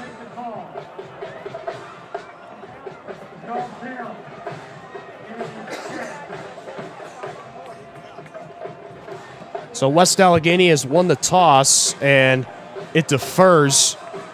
So North Hills will go on offense first to start overtime. As we mentioned earlier on, the overtime process runs like this. Both teams will have a first down and goal from the 10-yard line. And both teams will have a chance to score from that 10-yard line. If the score is still tied after both teams have attempted their 10-yard possession, then the process will repeat. That's the last overtime game West Allegheny played in the Whitfield Championship with McKeesport last year. And contrary to first and second half coin tosses, at least in high school and college, the team that wins the toss usually defers and lets and goes on defense and hopes that their first possession of the overtime period could be one that ends up winning the game. And we saw that with West Allegheny last year, of course, with Nick Ross running it in on that two-point conversion. And the North Hills offense has struggled over the past 3 possessions that it's had, fumbling the ball twice, the interception to Kyle Guilfoyle. North Hills was very good throughout the game at holding on to the ball, and all of a sudden they couldn't hold on to the ball at all. So let's see what happens in this overtime possession. Here's the first and goal from the 10. Melvin Blanks dances, gets back to the line of scrimmage, but that's all he can get. Second down and goal from the 9 as he's brought down by Tyler Gallant. And it feels like we haven't said Tyler Brennan's name in a while. Let's see if Will Hurt decides to go to Tyler Brennan on this play or on this drive. Brennan's going to line up against the 6'6" cornerback Isaiah Crow. Interesting matchup there between the 6'6" Crow and the 6'1" Brennan. Blanks gets the corner on the right side, and he is going to be slammed down by Isaiah Crow. Nice play there by Crow, shutting off Brennan's block, and it's third and goal from the 5. You talked about that matchup earlier, right before the play, and Crow ends up winning that matchup with his size advantage. Melvin Blanks tries to get to that sideline, is not able to do it, and now a big third down. It could be the difference between a touchdown and a field goal, which in high school and college overtime makes all the difference in the world. It's an exciting football game here at West Allegheny High School. North Hills has a third and goal from the 5. Will Hurt in the shotgun. Expect a pass play here, or here comes a jet sweep to Tyler Brennan up the middle, and he is going to be stuffed by the West Allegheny defense right at the 2-yard line. Good job by the defense from West Allegheny, bending but not breaking, preventing Brennan from getting in the end zone. It's fourth and goal from the 2. You got to be happy defensively if you're Brian Cornell by holding this North Hills offense after being dominated in the first half. They've shut out North Hills in the second half, and let's see if they can keep that shutout intact with this overtime period. And it looks like North Hills might be going for it here on 4th down in overtime, which will be a huge gamble. But if you're at the 2-yard line, and if you have people like Melvin Blanks, Tyler Brennan, at this point, why not? Fourth and goal from the 2. And a timeout is going to be taken by North Hills.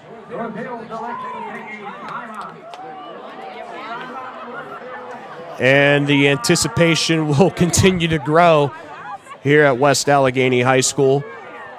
A classic game here on the West Allegheny Sports Network. Brandon Rosside, Joe Smeltzer on the call for you, as we will be all season long. And really, this has just been a phenomenal football game from start to finish. Both teams with 3 touchdowns. The scoring got started in the first quarter. Cam Taylor, a 27-yard run at the left end. Then Dante Flatty responded with a 1-yard run off of a 92-yard drive by West Allegheny, where the load was carried mostly by Will Weber. Following that, Melvin Blanks went 45 yards off of the left side, making the score 14-7. Will Weber would respond following that with an 11-yard run up the middle.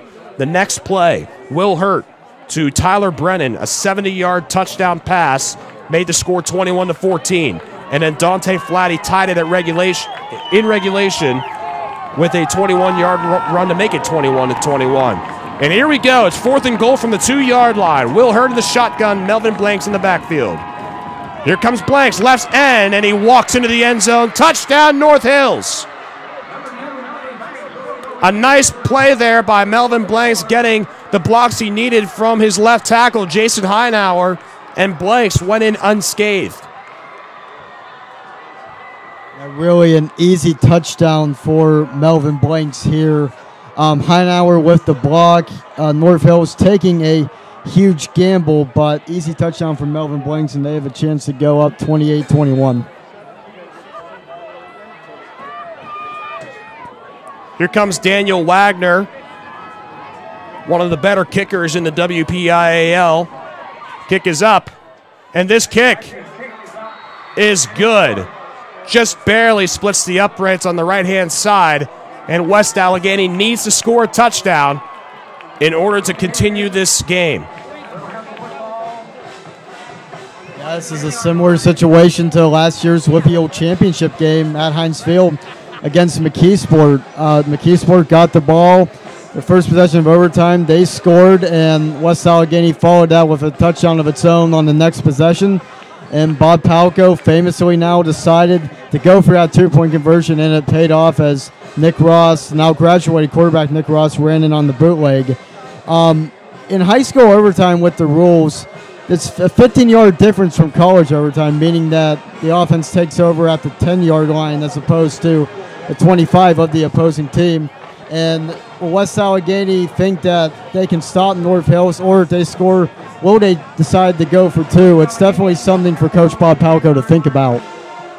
Both teams had plenty of times where they could have put the game away. Penalties, mistakes killed both teams, such as earlier on in the game, Melvin Blanks had a 2-yard touchdown run negated by a holding penalty, and then a 42-yard pass play from Cruz to Weber.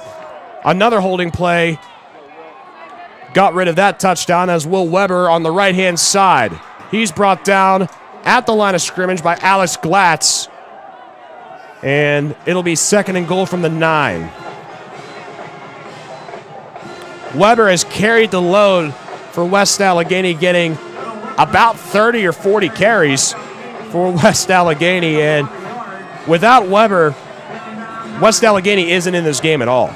Yeah, whatever happens in this game, it's been a big night for Will Weber, and the offers might just keep pouring in from Division I schools as Weber's start to the season has really been impressive. Here comes sophomore quarterback Cam Cruz, who replaces the original starter Jamie Diven. He's in a quarterback with a 4-receiver set, 3 to the left, 1 to the right, and we got a flag on the play. A conclave between the officials. Here comes the call from Chaz Simone.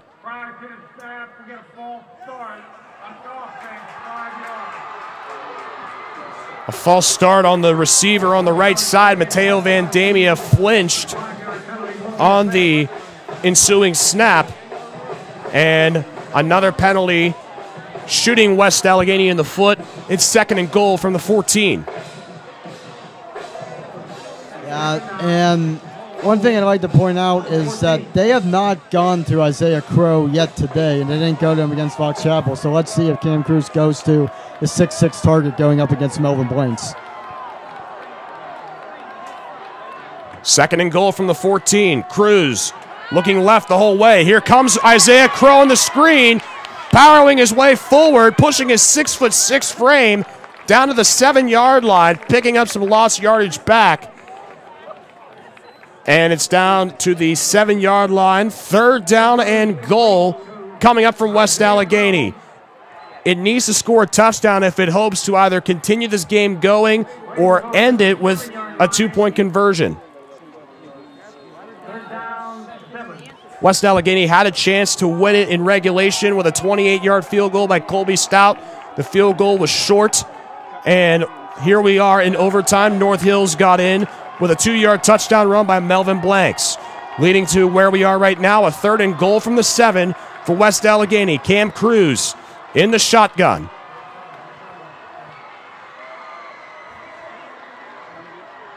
Cruz rolls to the right. Pass is incomplete. And we got a flag on the play for a pass interference.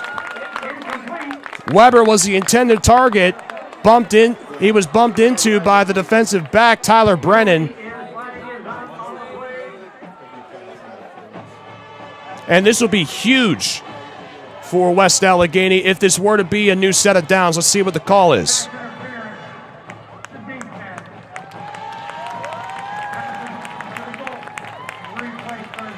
So the replay 3rd down, half the distance to the goal penalty.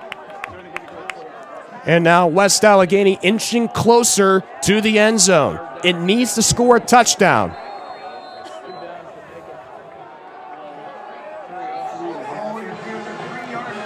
Neither team has a timeout remaining, and time is not a factor here in overtime. It's 3rd down and a long 3. Will Weber is in the Wildcat. Weber off the right side. Looks like he wanted to pass, and he's going to be brought down in the backfield. Damon Thompson coming in on the play, making the stop deep in the backfield. And there's an injured North Hills Indian down. That's Jeffrey Gillespie. But now it's fourth and goal from the 10-yard line. Yeah, the sophomore Damon Thompson, along with Alex Glatz, both have had fantastic nights. And Will Weber trying to get to that near sideline, but can't find the hole. And a great job by Damon Thompson to make a tackle. And as they say, it all comes down to this, 4th down. This is what you live for. North Hills has controlled most of the game. There were 3 ties. North Hills took the lead after each tie. West Allegheny has never held the lead in this game. And West Allegheny is looking to at least send it into double overtime, but it needs to go 9 yards or else the game is over. Cam Cruz trots out onto the field for West Allegheny, the sophomore quarterback, replacing Jamie Diven. 2 receivers to each side. Weber is the sidecar. Here's the snap. Cruz looking right, throws, and it's incomplete. And North Hills is victorious. However, there is a flag down.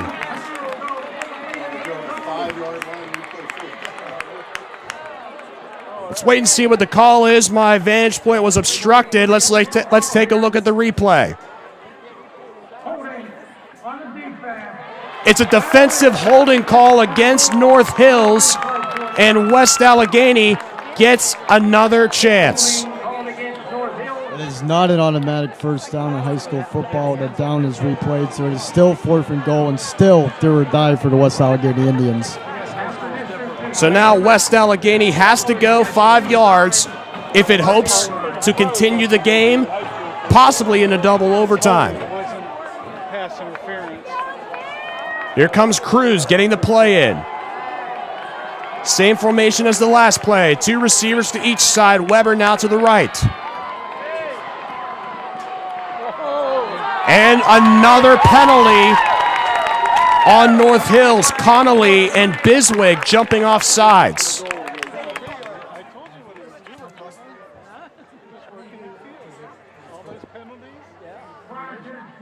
We have encroachment on the defense. 3 penalties on North Hills on this drive alone, giving West Allegheny chance after chance after chance. And now it's time to see if Bob Palco and his West Allegheny team can capitalize. Yeah, North Hills going back now to the 4th quarter, really this whole game, making a lot of mental mistakes. And even if they do hold on here, that's something that North Hills is going to want to work on. The Pat Carey is going to want to work on as these weeks go on.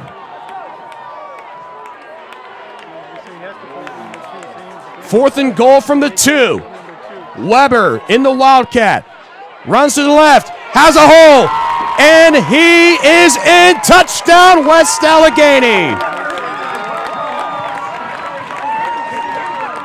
Will Weber, 2 yards away. His 2nd rushing touchdown of the day. And West Allegheny is a point away from tying it up for the 4th time tonight.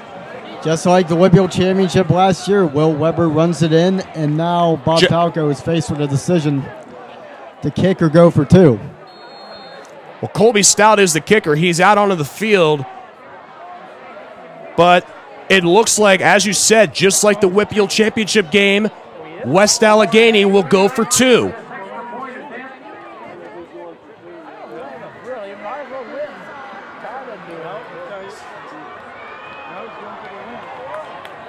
Bob Palco wanting for it all.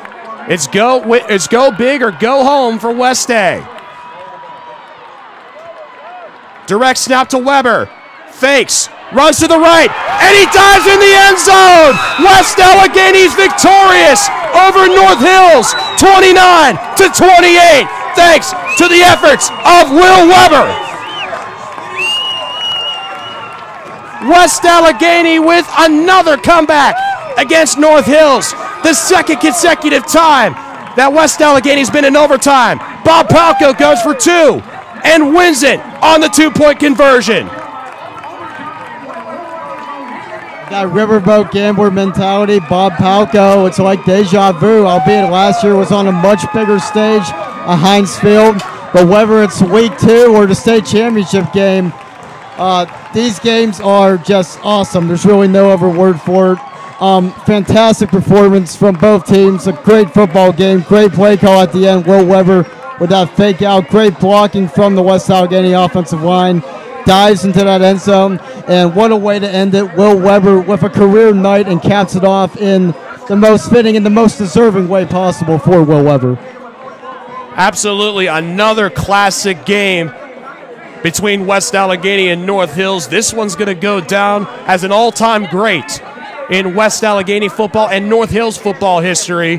What a game here, as West Allegheny didn't have the lead once against North Hills and wins it with the 2-point conversion in overtime against North Hills. What a comeback by this West Allegheny team that was really playing from behind all game. Yeah, as we mentioned at the beginning of the broadcast, last year's win against North Hills, huge turning point in that WPIAL championship season, and this could be a launching pad for West Allegheny. They've had problems, particularly with their defense, with its defense in the first 2 contests this year, but another close victory over North Hills. West Allegheny thought of to be one of the best teams in 5A this season, and next week they're at Char Valley, right back at it, and they'll enjoy this one, but the path to Heinz Field will continue, and West Allegheny has that capability to make a deep playoff run. And whatever happens the rest of the season, this is a game that's going to be remembered for a long, long time. So the final score from Joe P. DeMcCullough Stadium, West Allegheny with an impressive victory over North Hills, 29-28 in overtime. Join us next week when we travel to Chartiers Valley for a road game versus the Colts. Joe Smeltzer and I will have the call from Chartiers Valley Stadium, but from here at Joe P. DeMcCullough Stadium and from my broadcast partner Joe Smeltzer, I'm Brandon Rosas saying so long from the West Allegheny Sports Network.